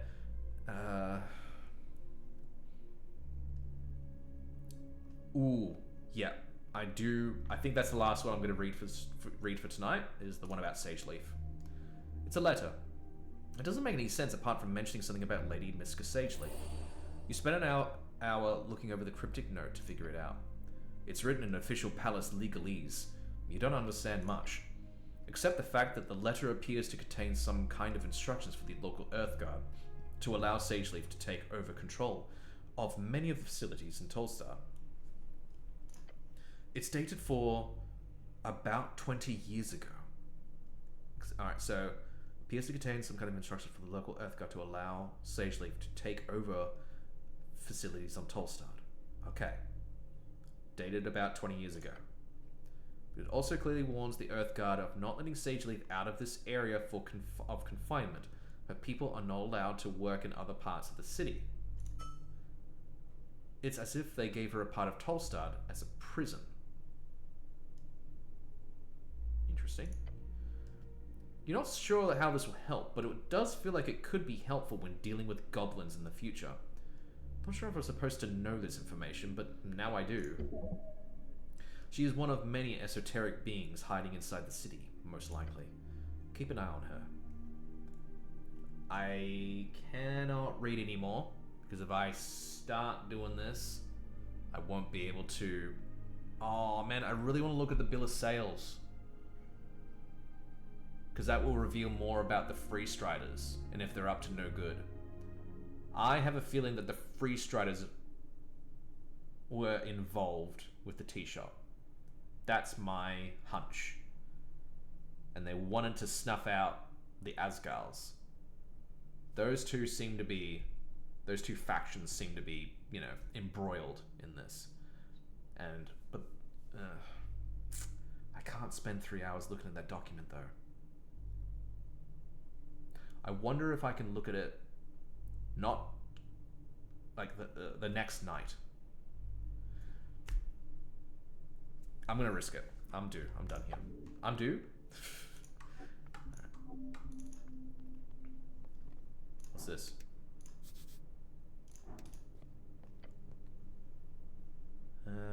Nope. What's this? On the wall, you see a classic copper calendar. Most households in Norvik have one. Your mom had one that would glow on birthdays. That's a cool idea. It's spinning ever so slowly. The outer wheel moves one full step every day. The middle wheel moves every month, and the inner moves every year. That's cool. What day is it? The outer wheel tells you it is March 24th. When's the election? In 3 days. So I still have 3 days to actually get this done. What year does it say? Okay, the inner wheel is still on the piece of copper that says 27 post-war. It has always been easy to keep track of how old you are, thanks to that. So I'm 27. Who decides when a new era begins? Jaw. Magically attuned items and timekeeping spells will keep time in regards to the eras which shift for reasons beyond anyone's understanding. But anyone but Jaws, most likely. So one day all the timekeeping spells just magically shift to show a new era? Yes. Cool. It is. Since the era is just as old as I am, does that mean I'm the chosen one? No. It is entirely an unremarkable coincidence. Maybe in your heart. Who decides on the names of the eras? The eras have no objective names. They are chosen by each culture differently. In Norvik, the common era type is to simply follow the Reedsian common structure, which is Gate Era, 3,000 years, Fade Era, 100 years, Divine Era, 379 years, Arcane Era, 511 years, Post-War Era, 27 years, ongoing. Gate Era was the earliest era, right? Yes, from the creation of the coast by Jaw to the closing of the gates at the end of the Gate War. Fade Era was the time when all the ancient creatures died, right? More or less. It was the era in which the powerful creatures trapped after the gates shut struggled for dominion, while losing connection with their outer gods. I was just thinking about this just now. Like, I do a lot of world building for various things. My tabletop campaigns, my novel. I think about world building just kind of as a concept and like how we build, how we write fantasy worlds and even like sci-fi worlds and such. It's still world building, and there's always like, I believe it was Elric of Melnimide, if that's how you pronounce it, and The Witcher.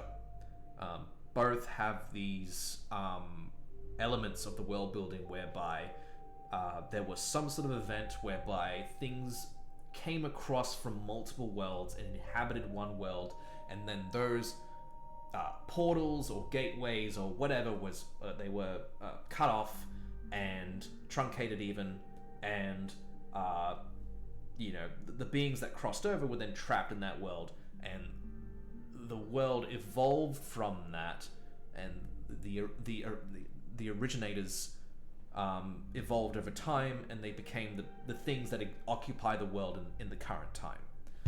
It seems that this world has borrowed that particular element of a fantasy world building thing of that.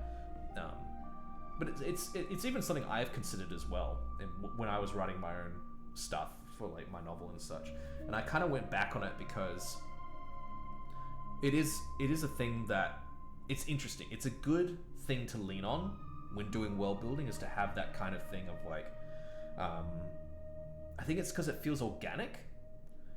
Like, most people who are approaching fantasy world building in terms of as a reader or a writer or a creator will understand that things evolve, and having it so that there's a clear timeline between like a creature that existed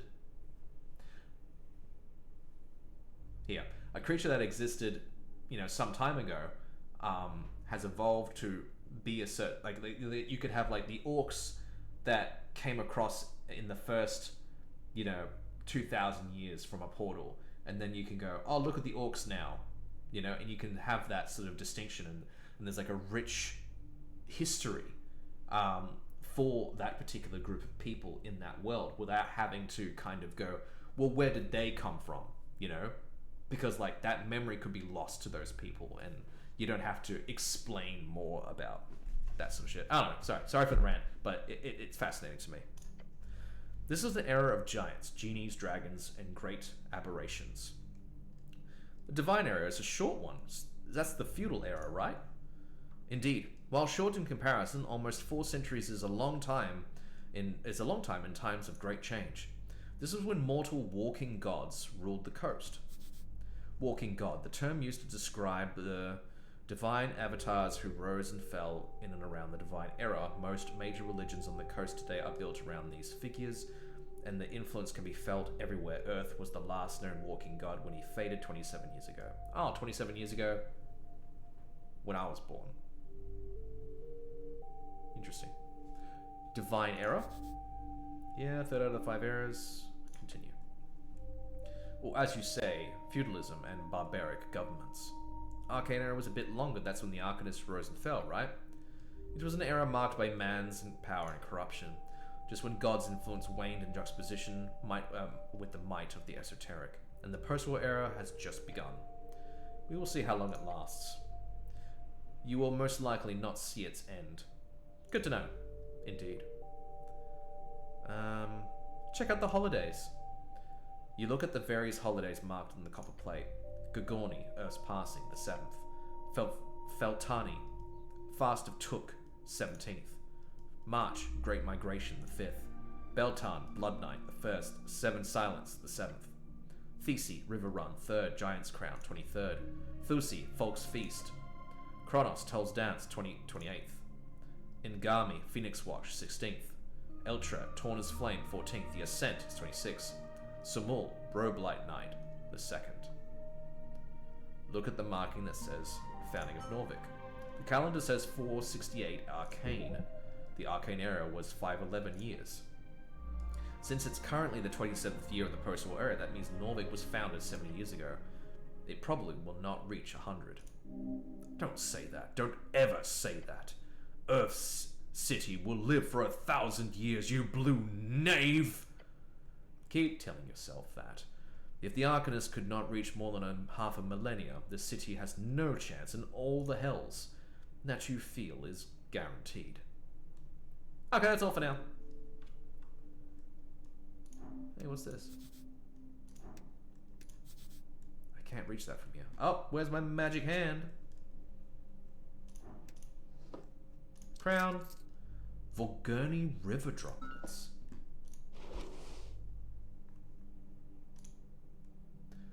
A vial of blessed river water from Volgurni, land of giants.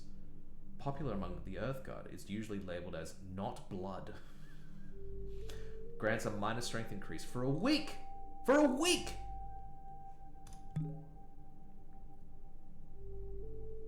Oh, I hope that helps. Alright, guess it's... Actually, I'm gonna save. I'm gonna name this save. End of day 2. Just so that if I have to go back to this and like do recordings and such for maybe a potential video, I can go back to it. I have been thinking more about doing a video on this, like on my YouTube channel.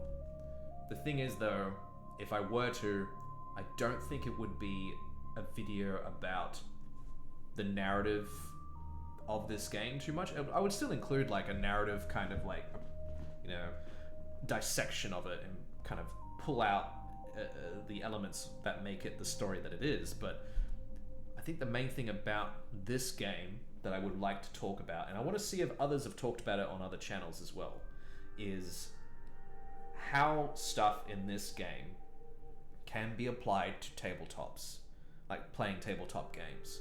Because obviously this is inspired by a tabletop game. The main guy that did this game, this is based on his home campaign. So, you know.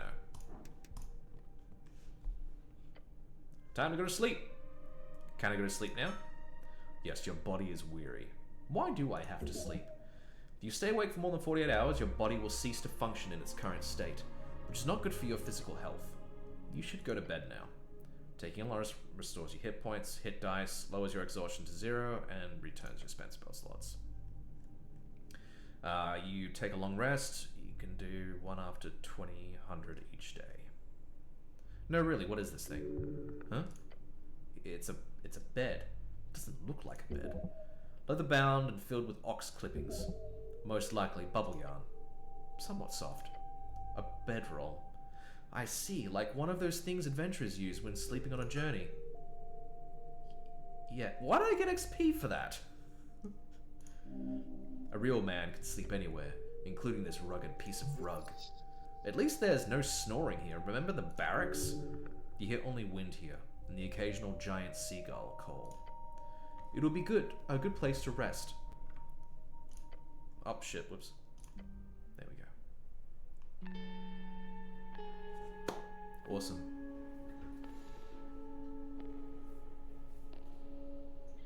As you fall into the softness of the bedroll in this tiny tower, you feel tired, the kind of tired that sleep won't fix. As a poor drummer trying to ship himself off into the unknown. Smart of you to keep him round. You probably get a chance to talk with him again before the election.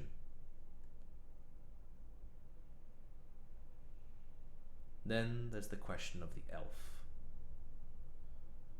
This was supposed to be a simple job. No casualties, no pressure, just some angry goblins and a ruined tea shop.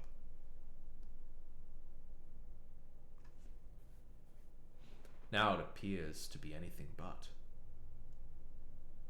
Then there's the hag. Someone exploding a meeting in the tea shop right before the explosion? Highly suspicious. Yeah, I forgot about the hag. Finally, your star witness, Mayor Doc Moonwatch. He told you about his sighting of this invisible smoking man. Someone who has managed to enter the Pillar of Jaw. You know you must follow. It's time to finish the job. Will you be able to complete this quest of yours? That is where you will find your answers.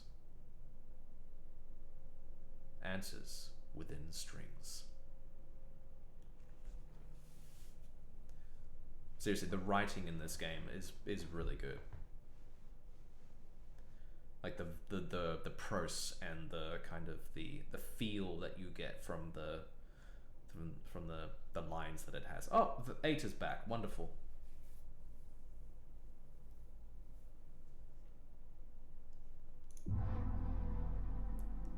Day 4. Oh. 2 days remaining. 2 days till the election.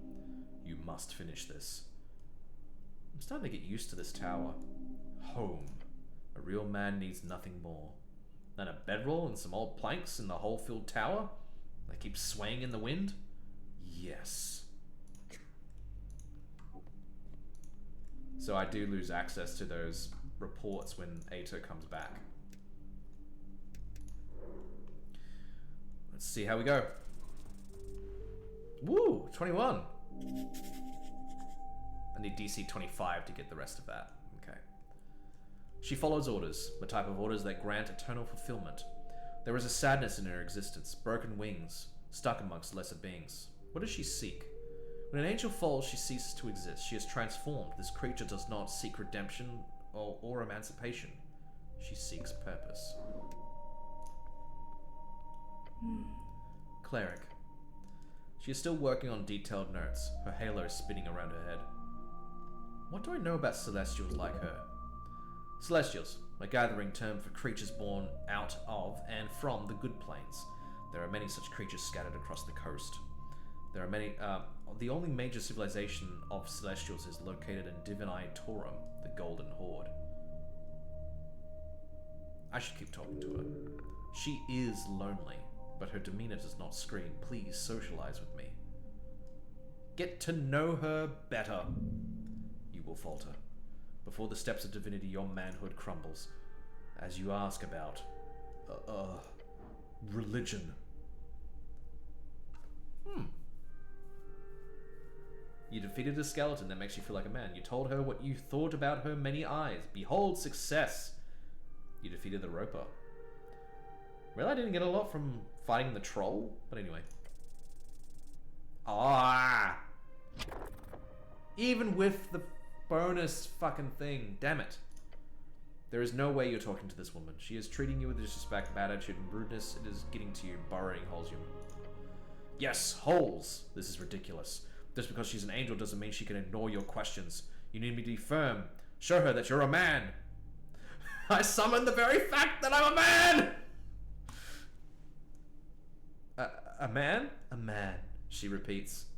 You said that out loud? What? You are speaking. Stop fumbling this opportunity. Show her what, why she can trust you as a man. About Earth. What about him? You're mourning the passing of Earth, aren't you? That's why you're acting so weird. That is not the case, Cleric. You do not seem to have understood things correctly. She goes quiet for a bit, studying you. I am busy. Maybe later I can speak in detail. Oh, wow! That's a lot of damage. Yeah, sure, that sounds good. Alright, that's it. And that's that. Yeah, cool. How do I get out of here? There we go. The way out.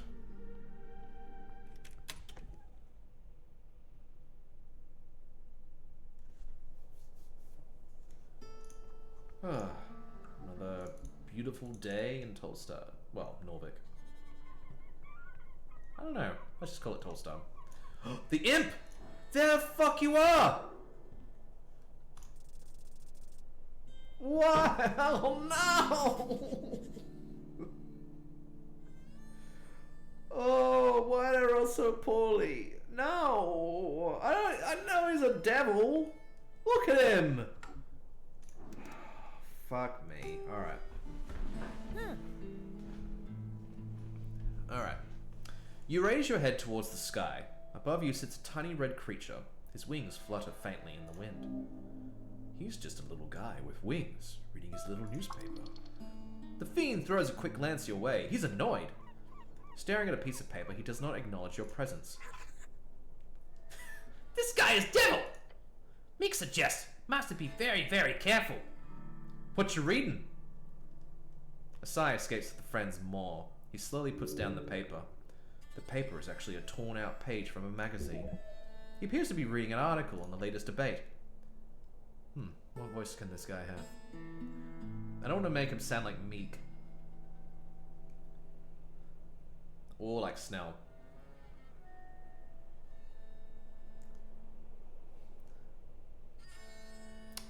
Okay. I like the funny pictures. I believe the fiend is being sarcastic. I like the pictures too. Yeah, I imagine you would. He's mocking you. Wait, he says, leaning into her, get a good look at you. Earthguard, a cleric. Hell's you doing here? Not allowed on Tolstad? Of course you're allowed, just not often you guys are here. I, for one, am very happy for your presence. This place has gone downhill since the city let the goblins and the freestriders run amok. Oh no, the devil's a kiss-ass. We need some damn order in this place. Wise words. So if you need any legal advice, just let me know. He gives you a sharp little smirk. You should be aware of the fact that this is literally a devil. Oh, a good little devil. Devil, lawful evil fiend, they are lawyers, soul I love this idea of the devils being like soul traders and like lawyers and such. It's a thing that's also in the draw steel stuff for devils in their world. They live in like this kind of like hellish bureaucracy, and like they make deals by exchanging souls amongst like the higher ups and stuff. Awesome. And either of the most efficient types of leaders are the worst type of middle managers. Their numbers are dwindling as of late, but in the Blood City Bay, they still rule supreme. Blood City Bay, the most populated city around the coast, built upon the corpse of a Gregorian the Great and Terrible, a sprawling mess of wooden walkways and buildings carved out of calcified remains. Reminds me of a trilogy I read. I think it was called... Shit, I can't remember it right now. But it's an Australian author. But yeah, in that, there's a city that's built out of like this titan's corpse. And they live in the bones of that particular city. The bones of the titan is in the city. The city is made from the titan. They live in the city, made from the bones of the titan. There we go. Once famous for its fleet of airships deployed during the Coast War, known as the origin of the Industrial Revolution, while New Thousand has overtaken it as a leader in manufacturing, it still stands as one of the most industrious city-states. See if I can get that thing. Damn it, I didn't get the achievement. You can hear out any advice, just don't listen to it blindly. What about Charm Person? Charm Person? Such a fascinating spell. Of course, all spellcasters are required to be registered in Norvik. It's all the same in all the not it's the same in all not completely chaotic city-states. There are certain spells that are just not allowed at all, like Fireball was a popular example. But Charm Person is, despite its devilish mind control, legal if it's cast by a registered cleric or city-hired interrogating mage. Private entities are not allowed to learn or cast it, although I can promise you, many still do. Can I cast it on you? Sure, but it'd be a waste, since I am already your friend, cleric. He'd shoot you a devilish grin. Should I invest in stocks? Oh. I do not give, nor do I have ever given investment advice. But, yes, he looks you up and down. I should ask, have you ever bought shares before, cleric? I don't think so. Okay, some basics then. Popularized by late Divine era human adventurer companies, a share is essentially a percentage of ownership of a certain venture. Could be a guild, could be a company, or a specific adventure. Something that is supposed to grow over time. so you can increase the value of your securities in that venture. It is a risky way to increase your capital without actually doing any real work. Gods, this devil is good. Learn from him. Why is it risky? Sounds like free money. Good question. Imagine you invest in an adventuring party, then enter the Verdun Hills to dive into some Gate-era tomb, or an esoteric area filled with talking cats. Something weird and dangerous, but with the potential for a lot of cool treasure to be found and brought back. There's a major chance that these adventurers die out there on their journey. If they do, you lose all the money you invested. They could make it back, in which case you could get a percentage of the treasure based on your share.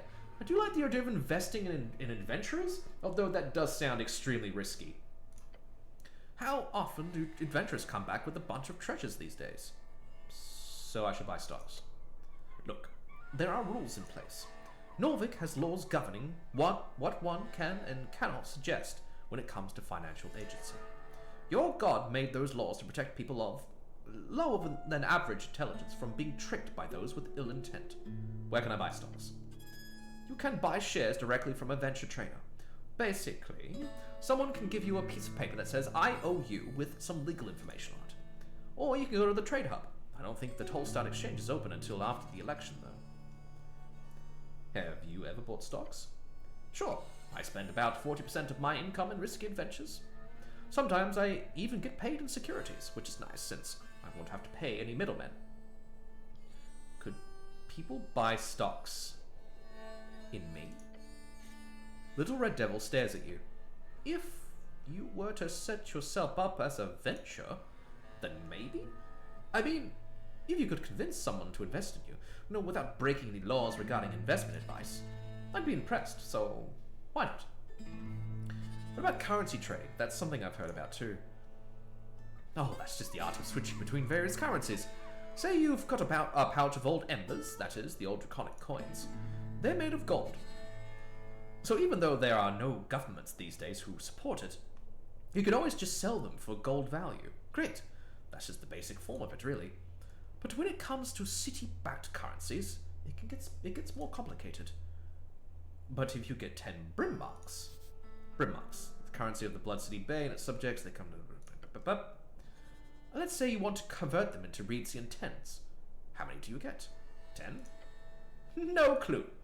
The value of each currency fluctuates day to day, as does the exchange rate to each other currency, not to mention the location as well.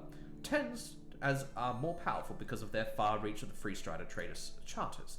Brimmarks are near useless in Norvik, so the exchange rate, while still not nothing, is quite low. That makes Blood City corporations way less interested in investing here, which then perpetuates the weak value of their currency. Sigs of old Dimenor are used in some places, sure, but bring them out of in Norvik and any shopkeeper will laugh at you, holding out those shiny little crystal discs. While the penning is accepted automatically, almost as if it's a slightly less valuable crown. Then the soul, on the other hand, extremely valuable just because of the Golden Horde's influence. Then the Ilum Jan Pala, those weird little ice cubes, well, I'm guessing you've never seen one and never will. Take one to an exchange station, they will quite literally think you're messing with them. But yeah, that's some information for you. He has been factual. He has been long-winded. Nice rant about coinage. He nods and grins. Economy, messy and fun. That's all I have to say about stocks.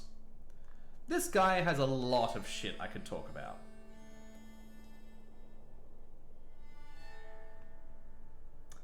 Can you give me free legal advice? Oh, yes. I'd gladly assist a member of the Earth Guard any day. Just ask. Oh. What does the law say have on resurrections? Oh, that's one hell of a question. He smirks for a while. The imp's enjoying his pun before moving on. What a sociopath. Higher tier resurrections aren't illegal, they're just not available anymore.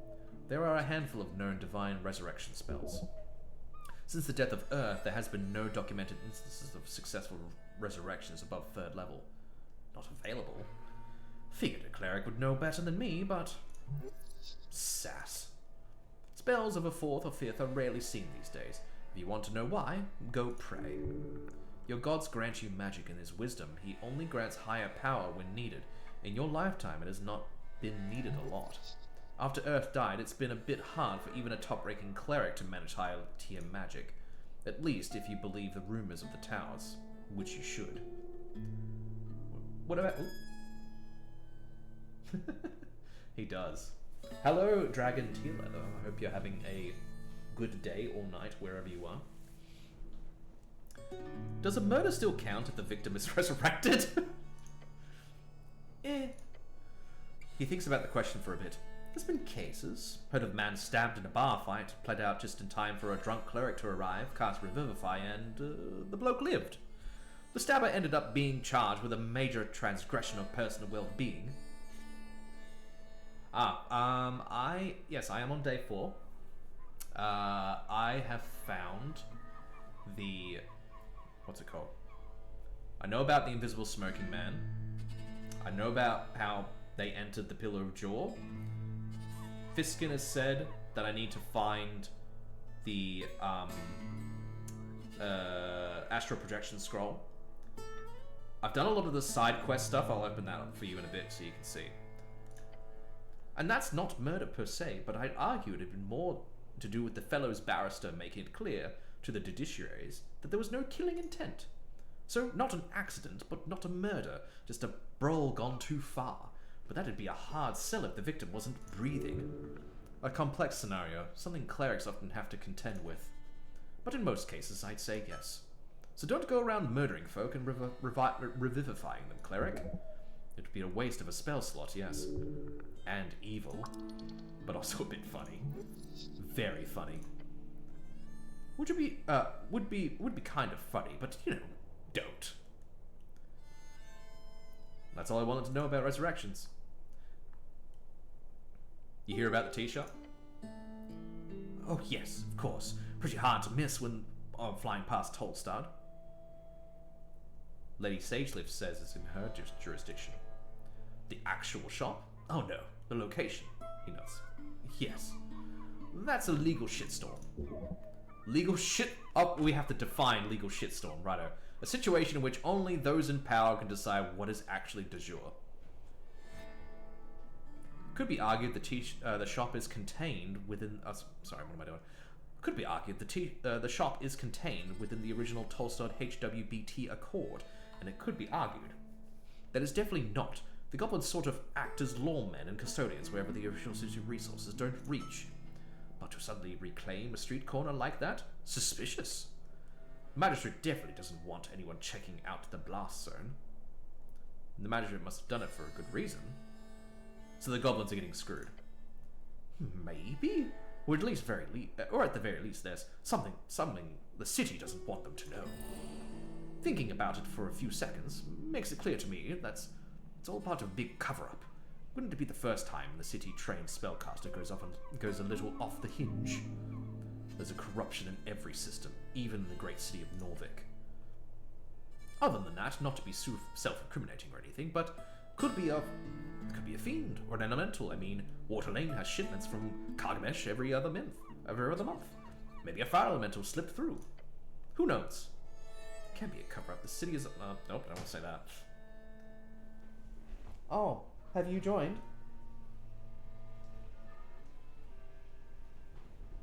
Oh, no. Just... What are you doing? Oh, you're just under the chair now. Okay.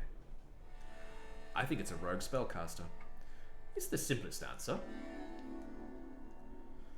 But it's just having a chat with the owner of the tea shop. Well, I've already chatted to the tea shop owner, but anyway.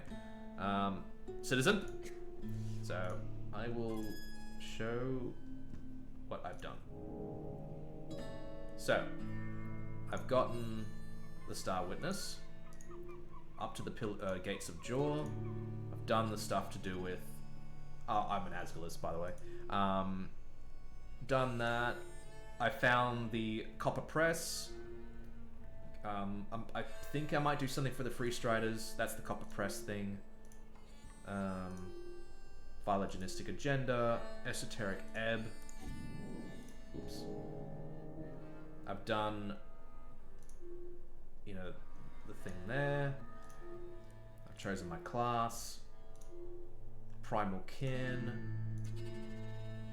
event. It seems fresh and ready for room to buy. So, yeah, you can see where I'm at. I haven't gotten my book back yet. I keep on fucking forgetting to pick up the book. I haven't solved the riddle for the drunk sphinx, and I need to wait, obviously, until the bar is open. Yep, Lich House Blues. I haven't done anything to do with what happened with me falling off. Apparently the bike rack is like the place to be. Yep, done the stuff with the elf and gotten more information. Alphonse told you to deal with Pina. He claims to be innocent. Okay, cool. So that's where I'm at, if that helps. Alrighty. Better go see Lady Sageleaf. I did get the whole thing. I found out what Sageleaf actually is. That was pretty cool. So let's go see Sageleaf, and then we'll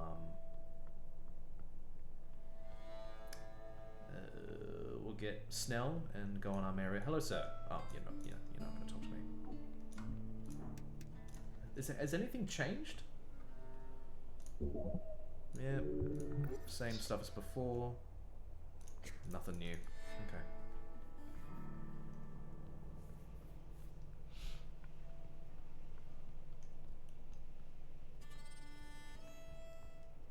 Yeah. Is this a different one? But you over there? Hello again, cleric. Can I help you? I guess he just gets around. If he tries to solve everything to my satisfaction. Yeah. And there's clearly things that, like, it feels like, I don't know. Like, it's just like a Disco Elysium as well. There are, like, opportunities you can miss when you don't get things at the right time. Especially if, like, you want to do, like, the political vision quests in Disco Elysium, which I did all of them. If you don't do them at certain times, it's just, that's it. You miss the window, because in Disco Elysium you have to do the political vision quest on day 4, because day 5 is all about, like, the ending of the investigation. Okay, so it's not like a thing of like, oh, he just kind of appears because he's got powers or something. I thought it was like some sort of, like, you know, in-game thing of like, oh yeah, he's just, you know, fucking teleporting places.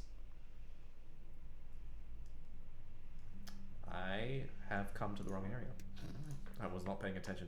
It is getting kind of late here. I'll stay on a bit more, but... Alright. Let's go talk to Sageleaf and get Snell. I wonder if she'll say anything new. I don't think she will. I unlocked the thing that... Is this the right way? Nope, that's not it.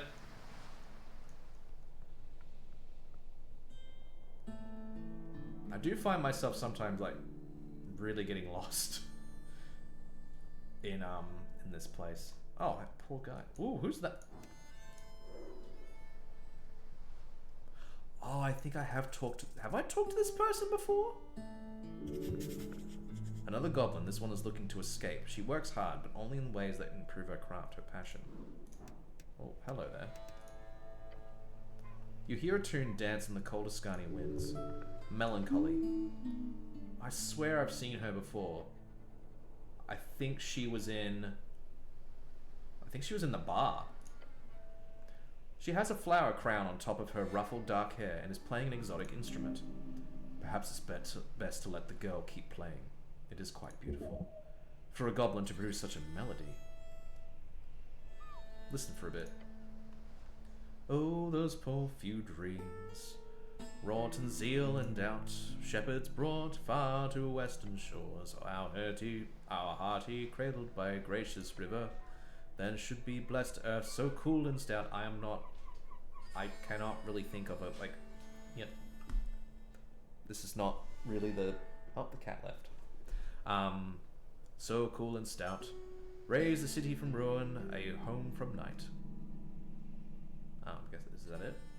So, fuck it, interrupt her. The moment you open your mouth to speak, the goblin stops plucking her strings. Gah! She stares at you with wide eyes. Hey, you! Hey! Her frustration is palpable. She lost her train of thought when she saw your powerful stature. She was about to berate you, but stopped herself. Afraid of the law? I am the law. Okay, do I need to stop playing or what? You're scaring her. There are no laws against public performance. Good. That's good. Phew. You will feel sweat forming somewhere within your helmet. You try to keep your eyes off her instrument. What are you looking at? You need to keep... You need to answer some questions. I do? The rhythm, the tone, the general noise of it. You truly yearn for music. Careful, don't be awkward about it. Her wonderful talents must be displayed to the world. Oh no, it's Constitution. Try not to ask. Your body falters. Fuck! You attempt to seal your lips. She slowly turns away from you. Try harder. The clenching intensifies. The goblin starts tuning her instrument. She's trying to ignore you.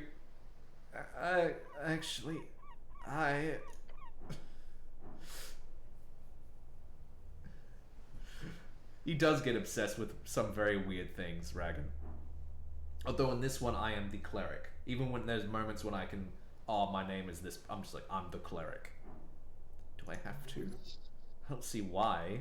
Not like you'll embarrass yourself and die from psychic damage. That'd be crazy. Oh. I never do well with constitution checks.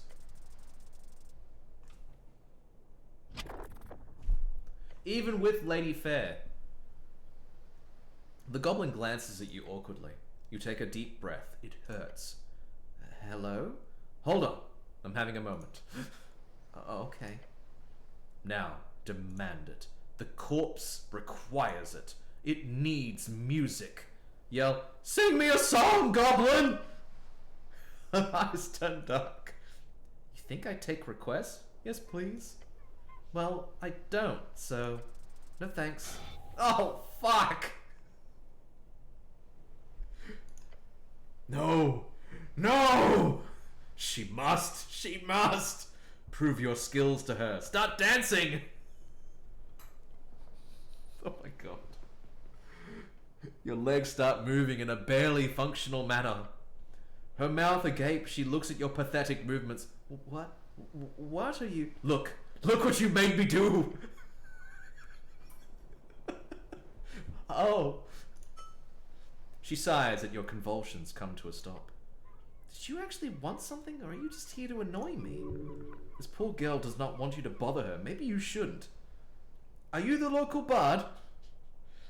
I wouldn't use that term. I'm just a player, a musician. Make my living in the taverns. I've definitely seen her in the tavern. I've had to. Why not call yourself a bard? Because it'd be weird? You don't go around calling yourself wizard, do you? No, of course not. That would be weird.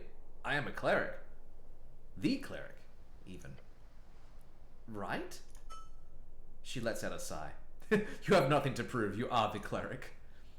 There used to be a ton of real bards in the Arcane era. With real mustache? Fuck, I am getting tired. With real magic music. Esoteric music. Nowadays it's much more rare. Though, I've met a handful in various taverns. But not me. So, no need to register me as a spellcaster or anything. I'm just a normal musician, thank you very much. There are indeed magical performers across the coast. They are not so rare, if you know where to look. This is a very interesting conversation. How does one become a magical musician? Good question. I have no idea. Maybe you should do some research into that. If you care so much, maybe you should. I would laugh if we actually could become a bard. But so far I've only been able to find cleric, rogue, wizard, druid. What? Oh, there we go! Okay, I've decided I want to become a bard. Hard game to ask about without viewing it. Yeah, exactly right. But I think I've just discovered it anyway.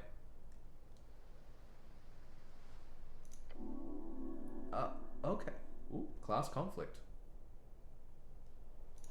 What kind of bard? A dancing bard. Great, good luck with that. Are you really supporting my bardic journey? You know what? Yeah, why not? I'm in full support of you becoming a bard, cleric. Good luck! Is it a good living, being a not bard? She gets a look of disgust on her face. No. You don't want a good living? Of course, it'd be sweet. But that's not really how things work out here. She holds resentment, constrained. I'm an artist. I get enough to keep working on my tunes. Not a crown more. Sounds like a bard to me. What's that wooden thing you're holding? It's an instrument? Is it helmet on backwards? Rude. It's not. To be precise, it's an Elysian lute. It's said to act as a tiny portal to the Fey realm when they play it just right. Can I try? No. Please? No! She's annoyed now.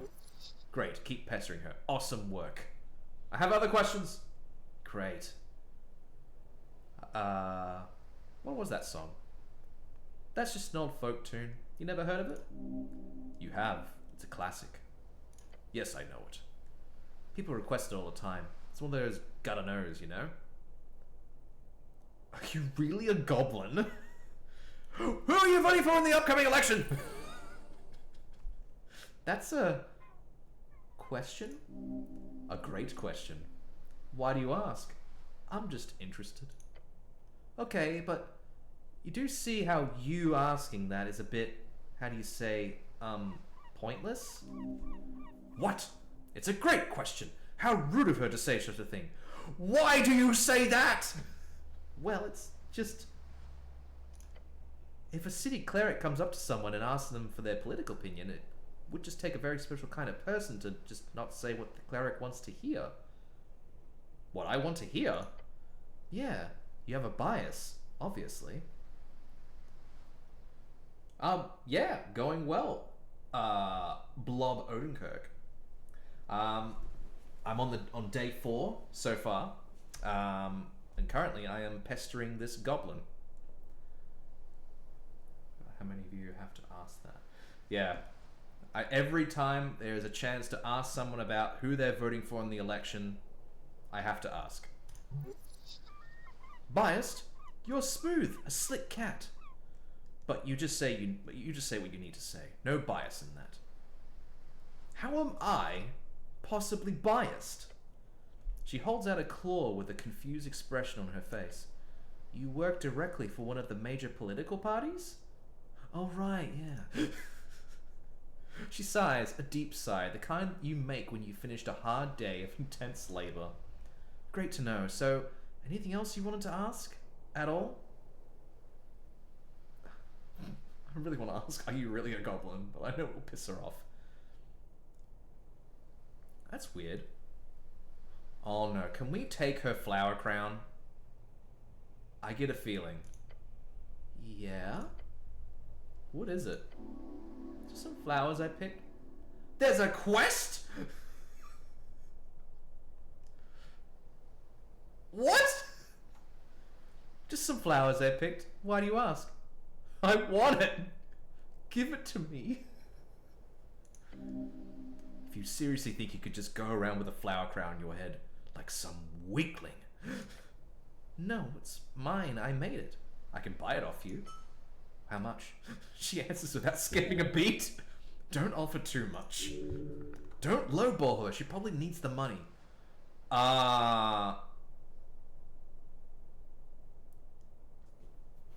100,000 crowns. I know I don't know that. I don't have that much. I can't afford this.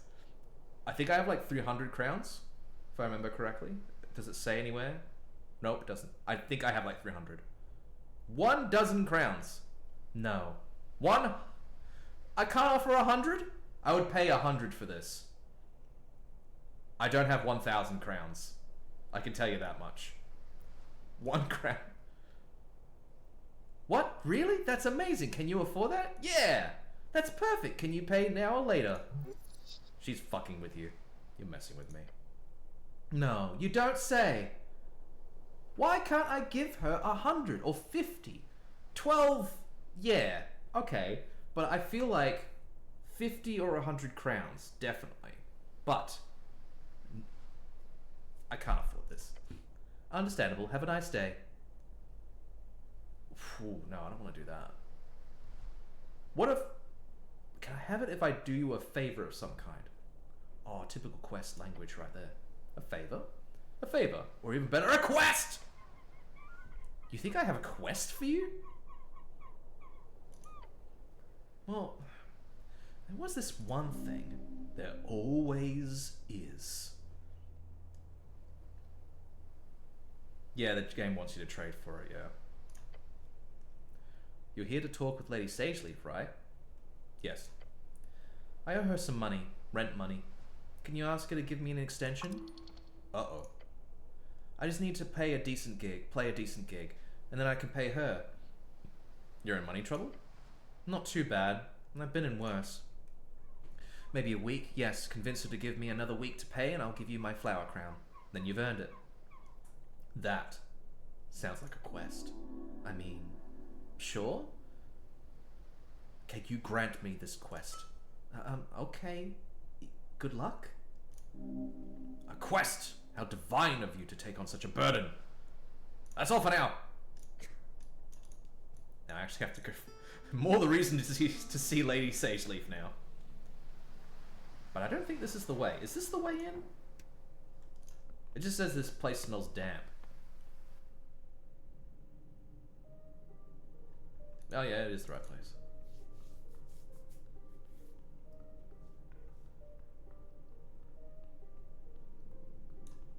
Talk to Sageleaf. See, I'll show you as well. Oh, I pressed the wrong fucking thing. I'll show you afterwards. Cleric, why are you walking around alone? After greeting you with a barking tone, she turns to Snail. Why is he walking around alone? I'm allowed to. I disagree. I assume we were going to sleep for the day. Just do your job, cleric, she hisses at you from her wooden throne. Okay. I guess I do have to talk to Snell. Morning, cleric. The goblin rubs his eyes. You ready to head out? I usually head out about around this time, so yeah, I'm ready. Snell has joined your party. Now can I talk to her? But I'll show you. So I got everything. I got like a nat 20 on the Behold, and that's how I found out what she actually is. I don't want to spoil it, just in case those who have played it and haven't replayed it yet know what she you can, like, in the chat, Dragon Tier Leather, if you've heard about what she actually is, feel free, but yeah. Cleric. The lady leans back in her throne. You've returned. I'm here to talk about Neely's rent. She needs an extension by a week. Okay, cool. Her laughter intensifies. And why would you care for my little songbird? Smitten, are we? I'm not! Another cackle escapes the dragon. Fine, I'll grant her an extension. It wouldn't be the first time. But in return, you must do something for me. Her grin widens. An evil thought crosses her mind. Oh shit, what have I got myself into? She wants control over you, spiritual and physical. Dance for me, cleric. You hear chuckles echoing throughout the chamber. What? Dance! It's not worth it to lower yourself in such a way. She is just bullying you, but why not do it? You can do it. You're a master of physical orchestration. You can make them believe in you. Well, she asks with a broad grin, a little dance for dear Neely's rent extension. What say you? She clearly does not expect you to actually do this. You see Snell slowly shake his head to you. Archival knowledge? Where the fuck did I get that from?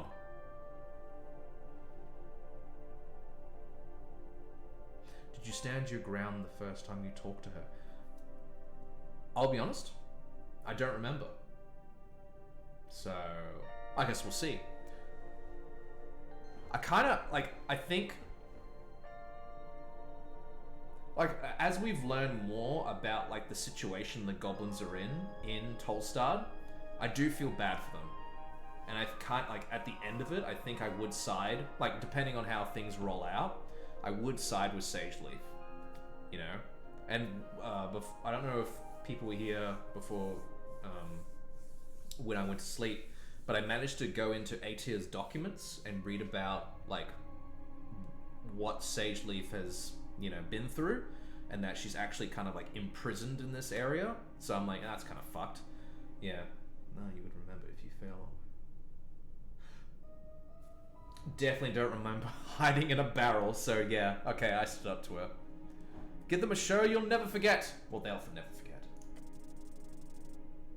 Oh, just... There we go. I'm tapping. I'm tapping away. Just tap, tap, tap. Arms swinging.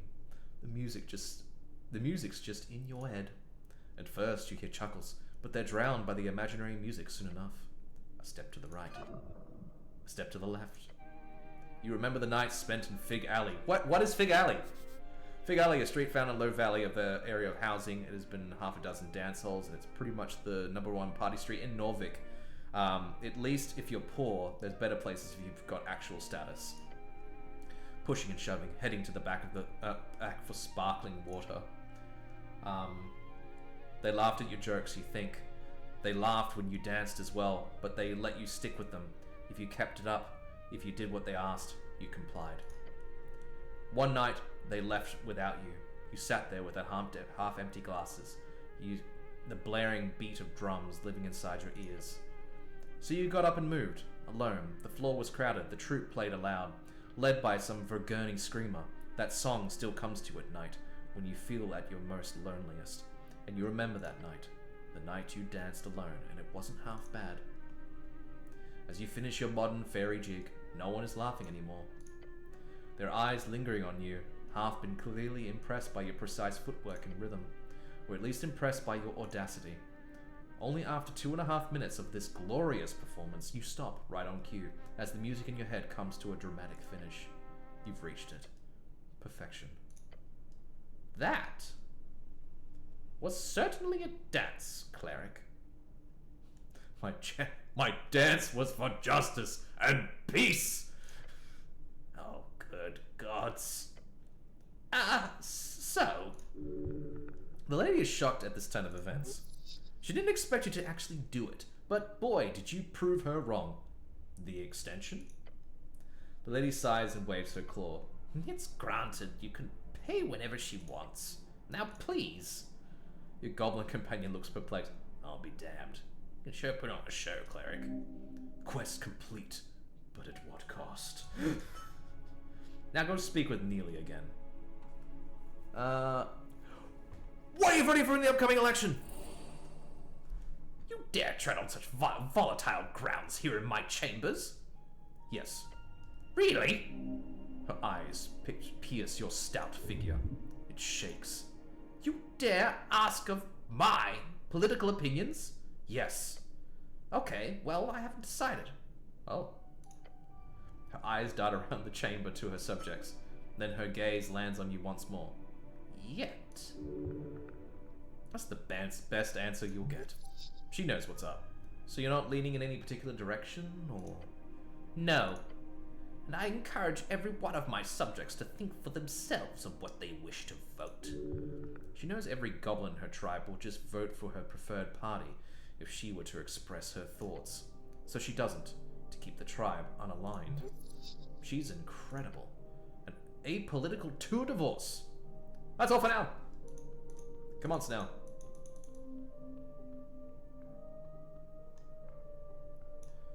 Oh, wrong way. I do want to check something quickly. Don't know if that's been working.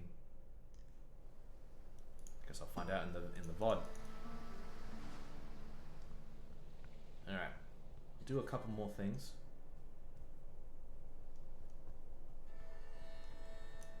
Oh, I fucking... Sorry, I am actually quite tired, so I went right past her.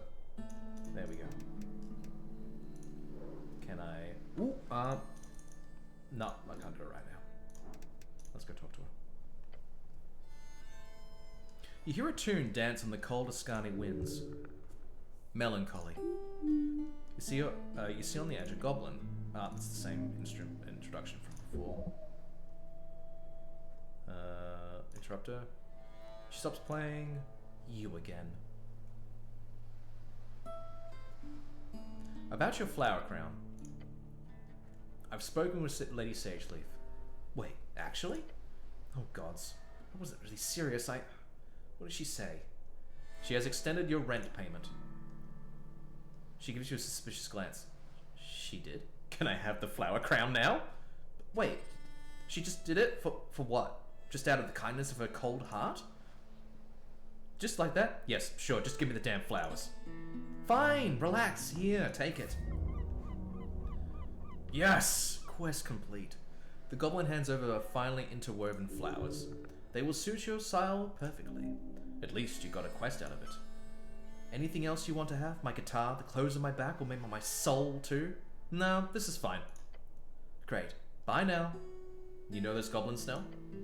Of course he knows. We used to live together. Oh. Not like that. Same cluster, you know, like a daycare. Goblins have very different family structures than humans.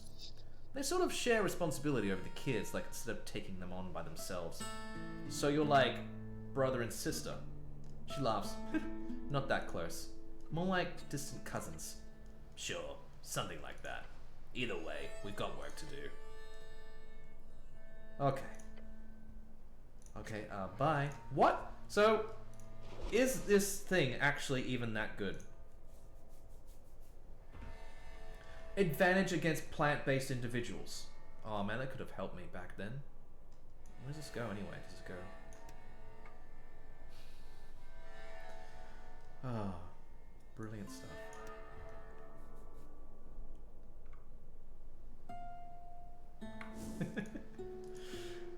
If you are more brazen about your embarrassing acts, leaves people more stumped. Yeah, I have noticed that throughout this game, yeah. Alright, I guess I should set myself up, because I want to set myself up for the next time that I'm playing this. I stream every Saturday. Well, not every Saturday. How can I say this? I aim to stream every Saturday. 7 p.m. Well, around 7 p.m. Australian Eastern Standard Time, because I'm in Melbourne. So I'm gonna set myself up. I'll go to the Undercoast path. I think I have, but nothing happened from it. I don't know. I can't remember if I've interacted with the graffiti dragon. It's the one next to the goblin garden, right? If I remember correctly. So I'm just gonna save myself there. And I think that'll be it for tonight, because I'm starting to get fucking tired, to be honest. But yeah, if you're around this time again, and for anyone who's watching, I stream around 7 p.m. Australian Eastern Standard Time every Saturday. I aim to anyway, and just going to keep on doing Esoteric Ebb until I get through it. If you want to catch me on other things, I have a YouTube channel. Used to do video essays mainly for like narrative kind of games like Pillars of Eternity, Disco Elysium, and what else? I'm on Bluesky, griffinmuffin on Bluesky. I talk a lot about stuff to do with tabletop RPGs on there, because pretty much since the YouTube channel, like I don't really have time to do a lot of YouTube channel stuff for a few years. I've mainly been doing like tabletop stuff, like running games and making adventures and all that sort of stuff. So that's pretty much where my time has been going to. Other than that, all I have to say is thank you for everyone for coming in and watching. Thank you, Dragon Tier, and thank you, Blob Odenkirk, for having a chat. But it is time for me to hit the hay, as they say. And yeah, I hope you all are having a good time wherever you are and finding a little shred of happiness in this world. So, sweet dreams, and hopefully I'll see you again all later. Thank you very much.